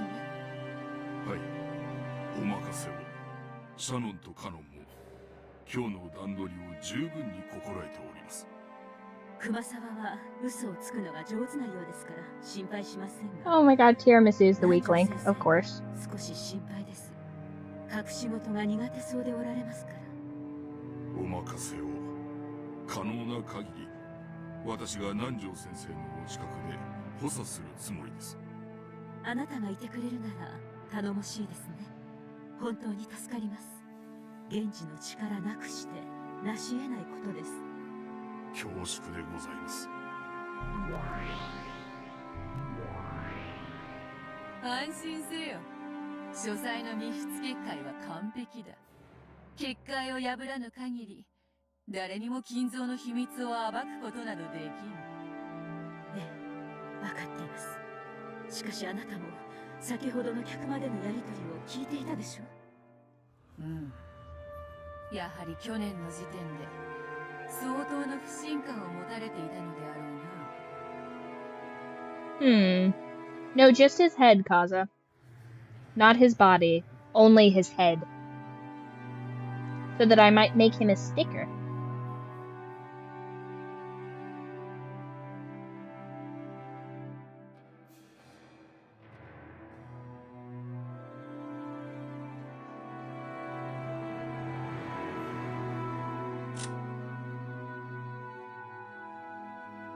So these are definitely people.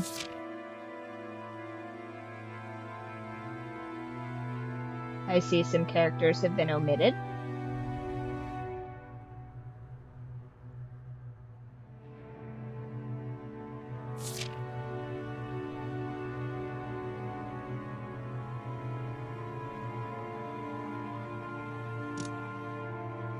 凄まじき毒素を溜め込み振りまいておるわ。やはり今年が正念場になりそうですね。今年を何とか乗り越えることはできようが、仏の顔もなんとやらだ。さすがに来年は無理と心得た方がよかろうな。これほどまでに反魔法の毒素が満ちては、来年の親族会議でもゴールドスミス教の魔法を維持するのは難しいでしょう。誰ですか、あなたは。ああ、驚かずともよい。わらわの家具頭を務める男。What? はじめまして。 I acknowledged you. ロノウェと申します。 I don't even know who you are. I don't even know who I'm talking to about ready. Yeah, of course. この男にも密室結界を守ってもらう。そうですか。後ろ宮夏日です。あなたにも協力をお願いします。はい、奥様。魔法世界からお手伝いをさせていただきます。どうかお任せを。ついでだから。 That was me reacting to that. はい、リーちゃん。ご無沙汰。ゴープか。そなたまで来てくれるとは心強い。遊びに来ただけのつもりだったんだけどね。手がいるようだったら声をかけて。はじめまして、マダム。挨拶するのは初めてだけど、私はいつだって誰のそばにでもいるわ。こちらのガープはなかなかのいたずら。先日奥様が自室にてお召しになろうとして床に落とし見つけられなかった頭痛薬、ガープの仕業でございますよ。確かに置いたはずなのに見つけられない小物があったら、こやつのいたずらを疑うがよいぞ。わらわも昔随分とからかわれたものだ。そうですか。いずれにせよ、ここは後ろ宮の屋敷です。当家にいる間は当家に従っていただきます。よろしいですね。もちろんです。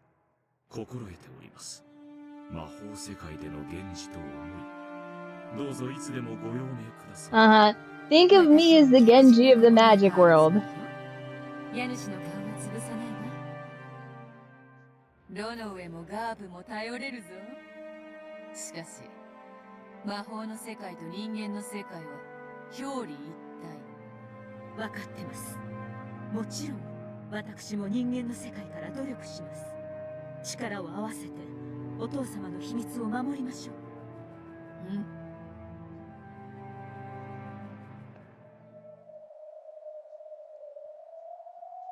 いつもの展開だな。どうせ翌日にならなきゃ話は進まねえ。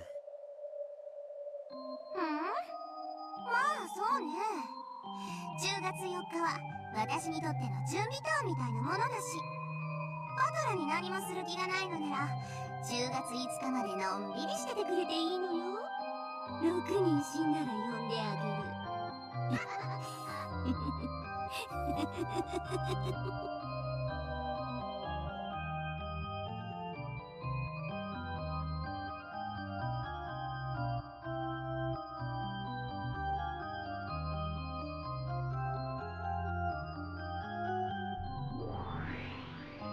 知ってる？チェスの先手と後手では先手の勝率が2倍とも言われてるのよ。戦術の進歩でだいぶ変わるけどね。後手はドローを狙えれば上々とか言われてるんだっけ？先手一勝くらい俺も知ってるぜ。ならどうしろってんだ。そんなだからあんたは無能なのよ。本当にいい？バトラー、10月4日にだって解くことができる謎は存在するわ。何が解けるかわかる？まさか。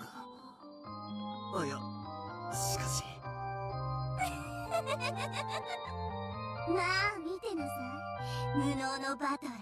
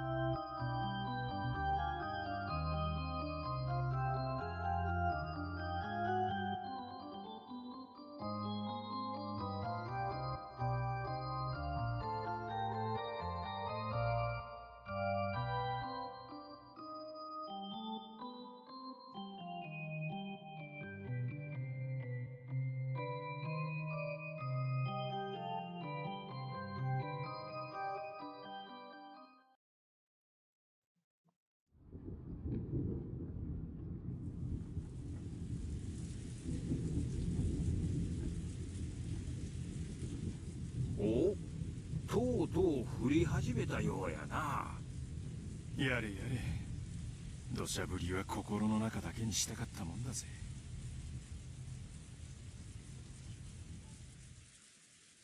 これで親族会議が終わるまで私たちには逃げ場なしってわけね。それは兄さんたちだって同じよ。逃がさないわ、絶対に。こっちのカードは悪くないのよ。兄さんは虚勢を張ってるだけだわ。絶対に屈服させてみせる。取引っちゅうんはな、相手を任すもんとちゃうで。落としどころを用意しておいて、相手に花を持たせて自らに触らせるもんなんや。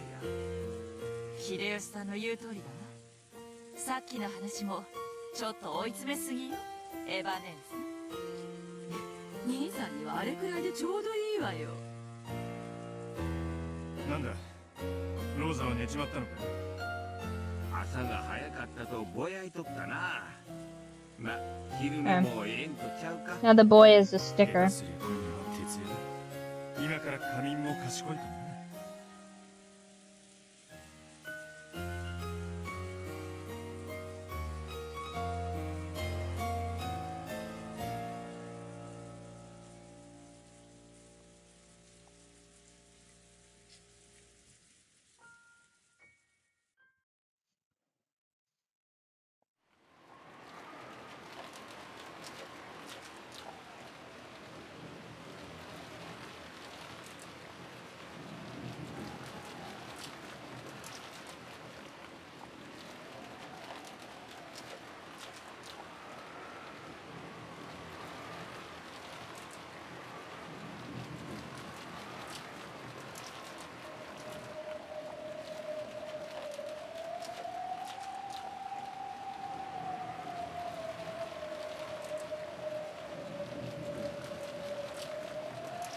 こんにちは。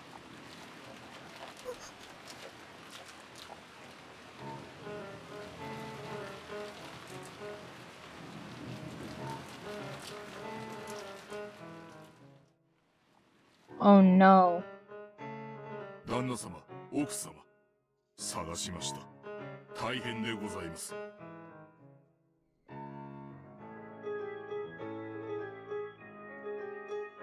どうしたのかね。シーツを雨に濡らした程度ではそこまで慌てることでもないと思うがね。何事です？何か粗相でも？海難事故で漂流されたと申す方が先ほどお屋敷にいらっしゃられました。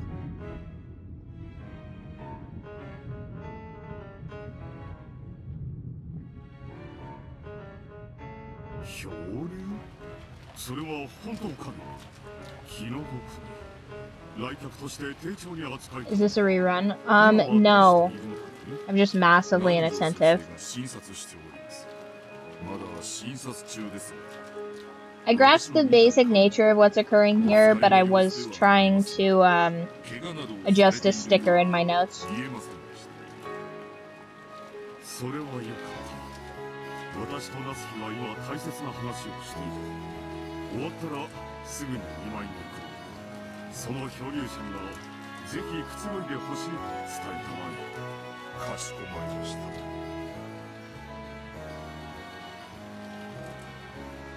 So who's talking to Maria?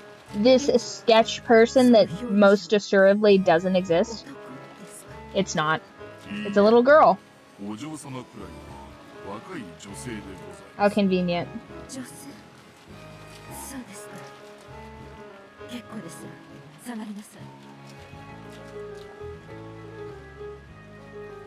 It's me? Oh. I'll reserve my judgment until I decide if I'm upset with that or not. That'd be crazy, wouldn't it? It looks exactly like me. I'm like, oh fuck.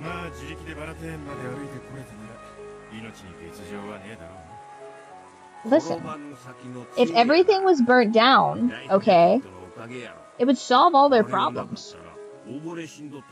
They'd collect the insurance money on the house they no longer have the deed to. Okay.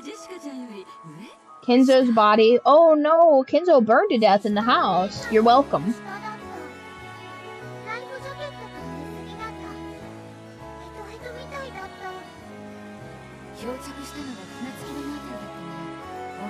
中の幸いね。もし島の反対側だったら大変だったわ。しかし気の毒ね。この天気じゃきっと船も来られない。明日いっぱいまで彼女もこの島に釘付けかしら。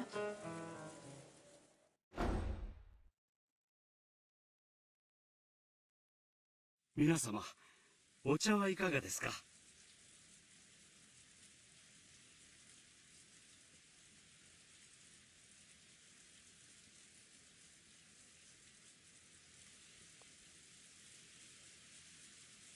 ？See, interesting because Shannon's the one that does this in the first thing, so that makes me suspicious that they're dupes.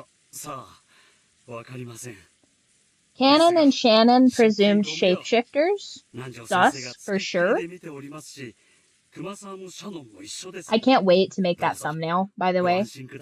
Making Canon and Shannon in like a magic girl thing.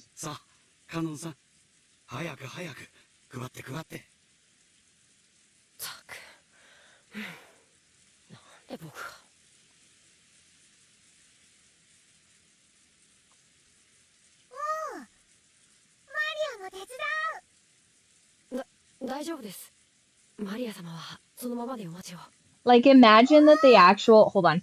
Imagine that the actual reason that George's parents are so pissed off at him wanting to be with Shannon is that Shannon's not a girl. Like, Shannon is perceived as being a boy, and everybody assumes it's a boy, so they're just like, no, you can't marry this femboy. And he's like, her and I are in love. And they're like, George, fucking knock it off, okay? Like, we have to, like, secure the bloodline. And he's like, I am securing the bloodline. This twink will be, I mean, this beautiful woman will be mine. Hilarious. It'd be so funny. And everybody else is kind of like, like, because they kind of know. It, like, really pisses Eva off, and so she kills them all about it. Oh my gosh, Squirrel is sleeping all crazy on my Oracle deck. He's like... The council is here, you guys. Nanjo-sensei. どうなんですか、容体は。大丈夫そうなの？皆さん、ご安心を。大丈夫です。怪我は何もありませんでした。だいぶ疲労しているようですが、今夜特に熱を出さなければ何事もないでしょう。ならよかったわ。お医者様はいても病院はないものね。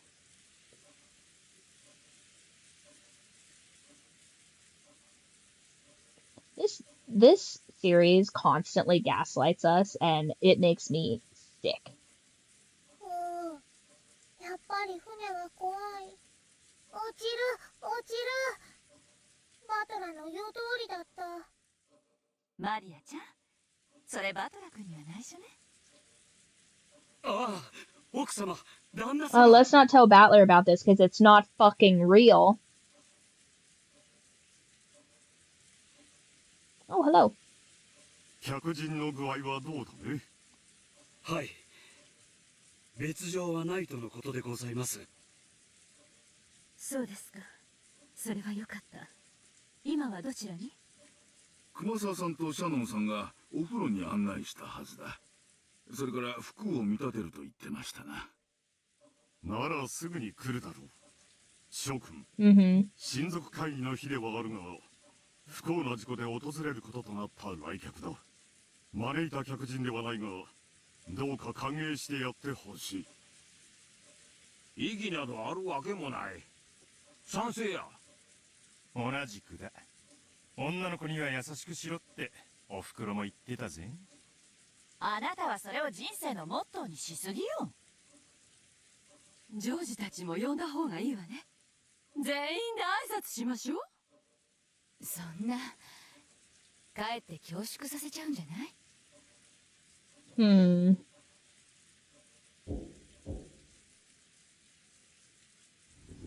源氏でございます。お客様がお越しになられました。Hello.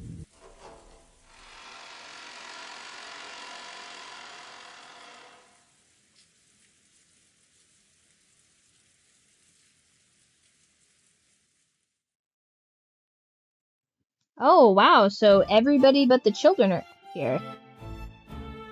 Huh. Who is this ugly child?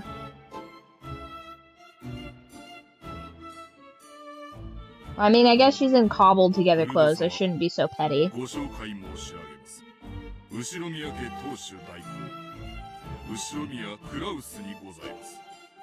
ようこその検事前。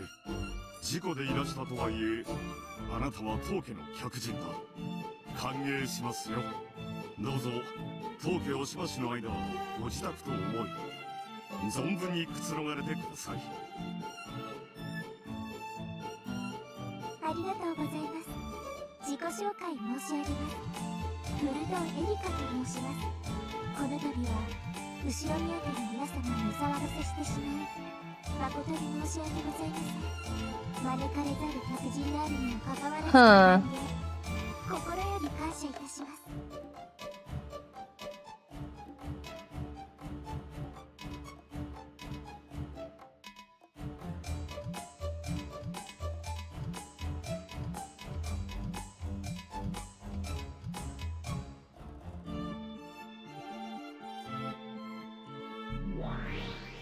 ちょっと待て。こいつは何者だ。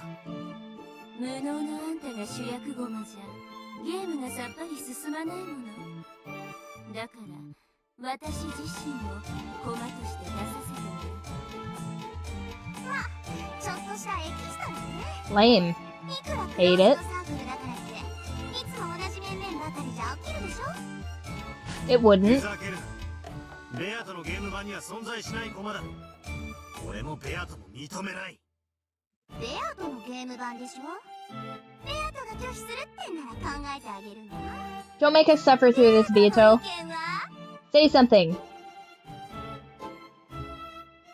No. No. Stop letting lollies do anything. Ugh. They truly are the worst. I told you guys, they're chaotic evil.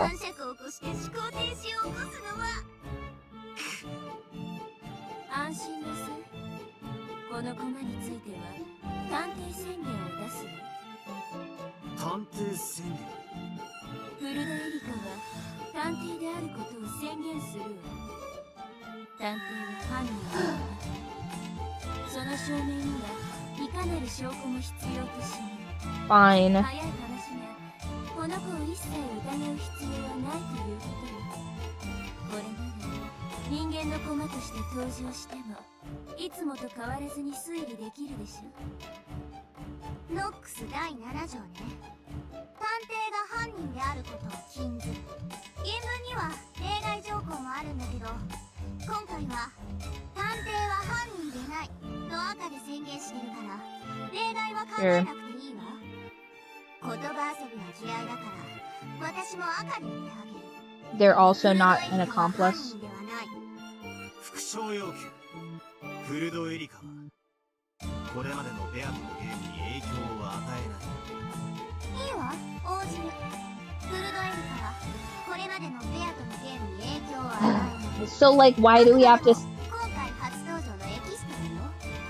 これまでの世界には存在しないし影響も与えないわ。 Fine. なら今の時点での在当者の人数はどうなるんだ。もちろんこれまでの人数にプラス1してもらうわ。でも Fine. ブルドエリカが1人増えただけ。それ以外の在当者の人数はこれまでのゲームと全く同じ。 Okay. So, Kaza, based on the fact that this character is a detective, can we trust her the same way we can trust Battler? Is that what her status as a detective means? どちら様。お客様、落ちるで来たの。は？落ちる。Her perspective is simultaneously trustworthy. Okay. こちらの方はお客様のブルドエリカ様でございます。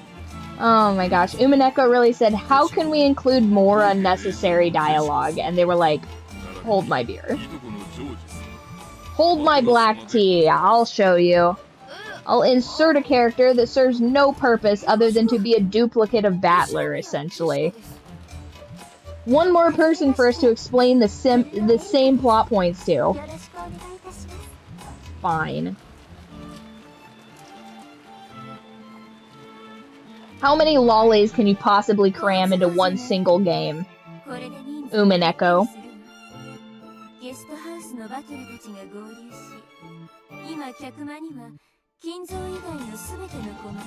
I guess it would be fine if there was a situation where Battler was in one room and this detective character were in another room, and therefore we could trust the perspective in a different area, with Battler having his own alibi.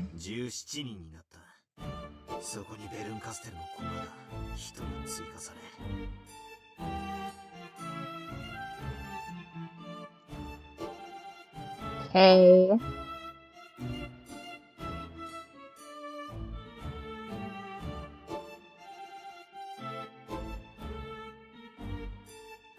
Hate it. Yeah. Oh, let's just do this again. Let's just do a head count for the 17th time. Which was unnecessary, by the way.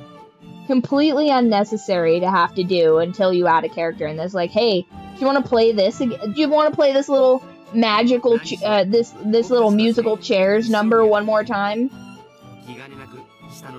Bullshit.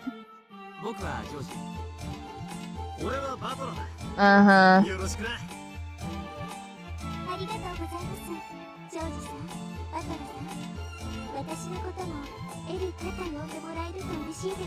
Okay, they are in fact in the same room together. So they are two different people. Fair enough. This is an instance where we can in fact ascertain that Shannon and Cannon occupy the same space at the same time in the same room.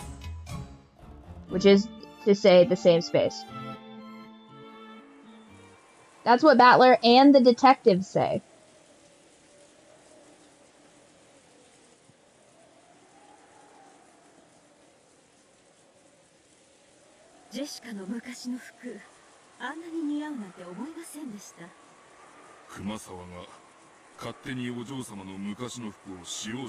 Huh? What do you mean?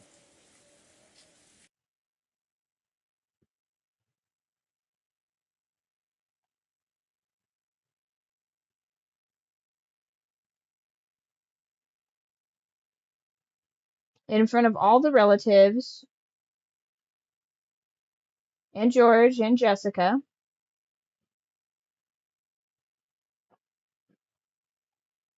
Okay, alright.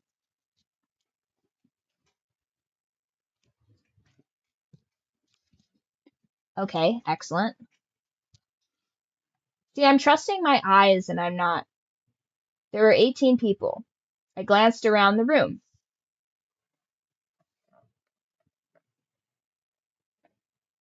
I'm going to do in red because he's here.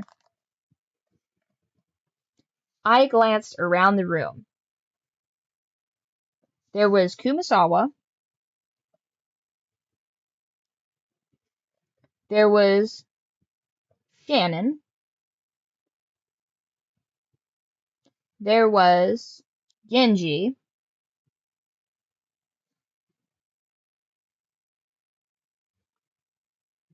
There was Kraus and Natsuhi.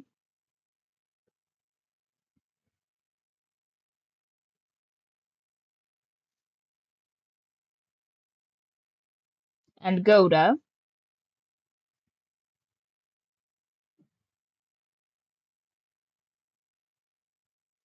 And Cannon. What are you talking about, dude? It says right here. Dad and Kyrie.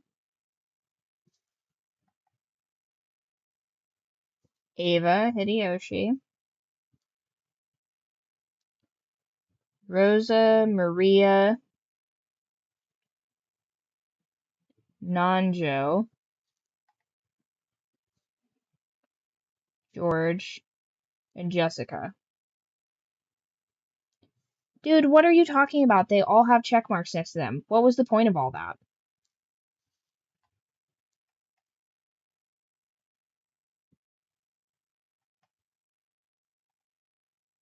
Yes, because the detective also serves as a totally truthful battler. But she's not there, so it doesn't matter. I basically think that the only purpose she serves is if Battler is, for example, at the guest house and she is at the main house. So that we could trust the perspective of, like, a separate area room. Is that not the case? いいえ、お客様にふさわしい身なりでしたよ。もし彼女が気に入るようでしたら、お近づきの印にプレゼントしても良いでしょう。Or is she just going to be glued to Battler's side this entire time and be entirely and completely pointless? And only serve to be extra dialogue options? ところで、客人は本 Yes. 当に事故でしょうね。 Again, this is entirely useless because this person doesn't exist. 海保に問い合わせを確認しました。プレジャーボートの後部から転落したそうで、他の乗員たちは気づかなかったようです。実際の転落地点はわかりませんが、おそらくはここの近海でしょう。この悪天候に船遊びなど愚かなことです。しかし、近海で溺れてこの島に漂着することは考えられるのですか？ありえないことではありません。この辺りの島には大抵漂流民が流れ着いた伝承がございます。おそらく事故は真実ではないかと。この台風です。島のどこであろうとも船での接岸は不可能です。 That remains to be seen.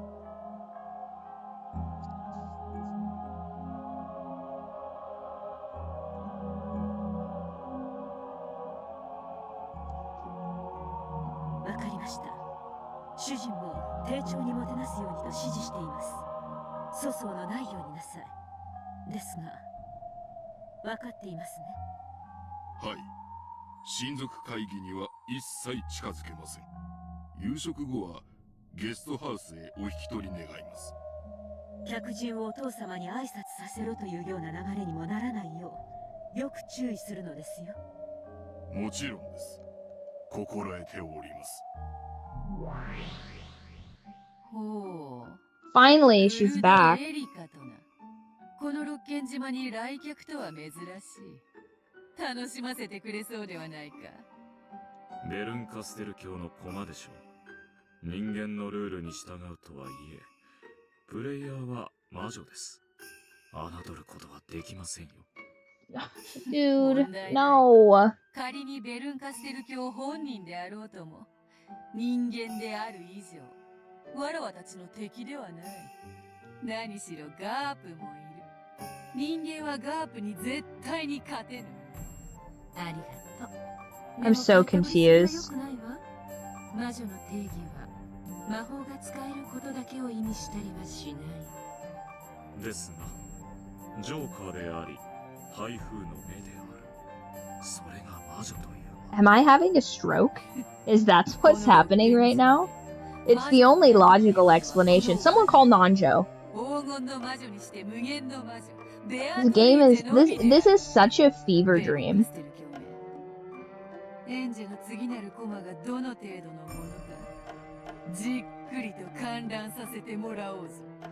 Oh my god. Alright, well, for sake of time, that's where we'll leave off today. My brain cannot tolerate any more crazy business. Now review the information as it's been given to you.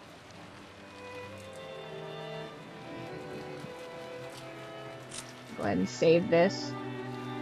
Hey, all my saves are gone. Is that because we're in the answer arc now? Is that how that works?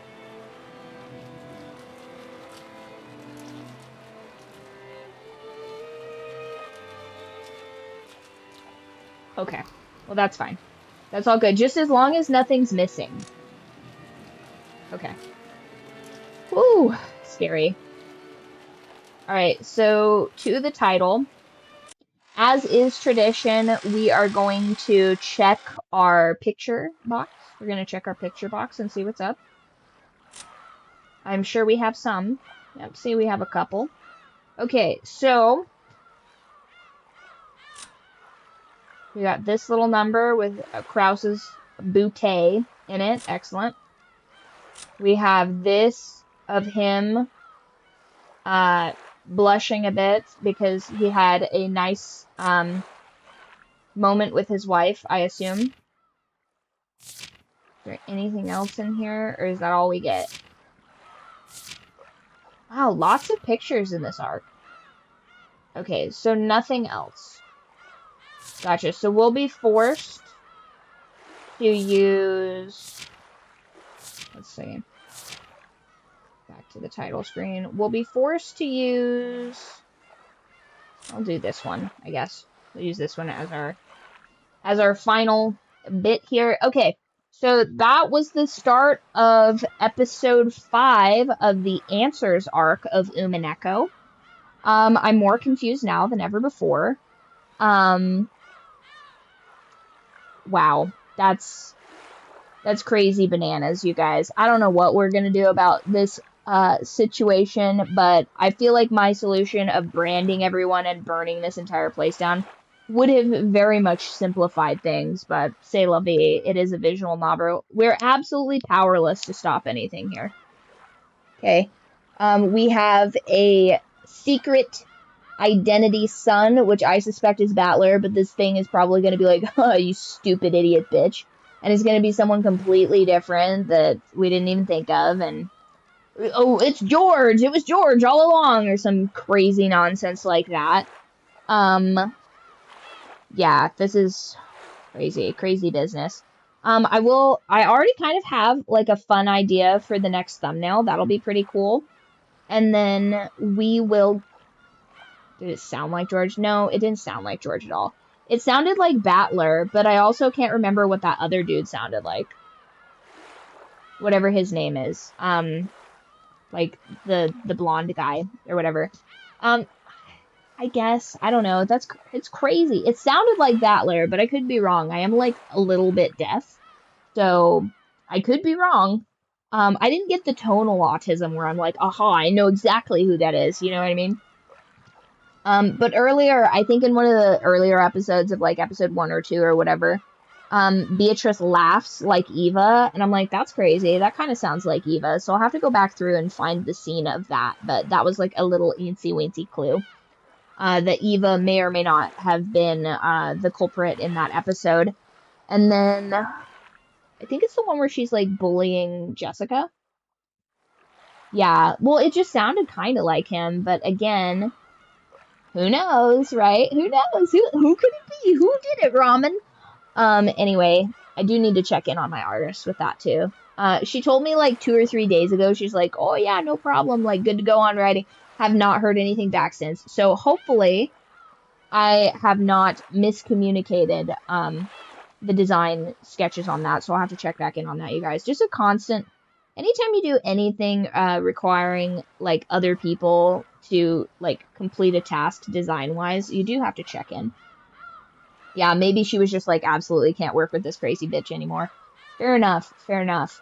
Okay, so that is where we're going to leave it off for today on Umineko. We'll pick the Umineko stream back up as usual on Monday.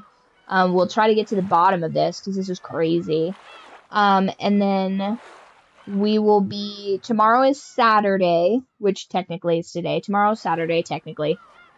So at like 6:15-ish Mountain Standard Time, we'll probably be hitting back on our book club. And then, I don't know, maybe me and the boys will play some Modern Warfare. Who knows? We'll see if that works out. Sunday, I'm just completely blocking out to either work on some basic edits for Where the Feedback Ends, because that's gone on for far too long. And also to read through some of the manga, because like maybe that'll fucking illuminate something for me, because I feel like I have pretty good reading comprehension, so maybe that's the problem here, is that I'm viewing this in like you know, visual, like, telenovela style, and I need to be viewing it in, like, maybe rendered print. Maybe that's the issue. Maybe that's the disconnect. Let's see, then Tuesday, we'll get back to a couple of reacts for Caller Daddy. I think I have the formatting of that down. So the first reaction that we had filmed and edited and stuff like that, that is already up on the YouTube. You can go ahead and watch that. I think the Cardi one is more interesting personally, but that's going to take a little bit more editing. I have to do some studio magic on that one because I changed the formatting like in the last 30 minutes and it's driving me nuts. So I'll be fixing that. And then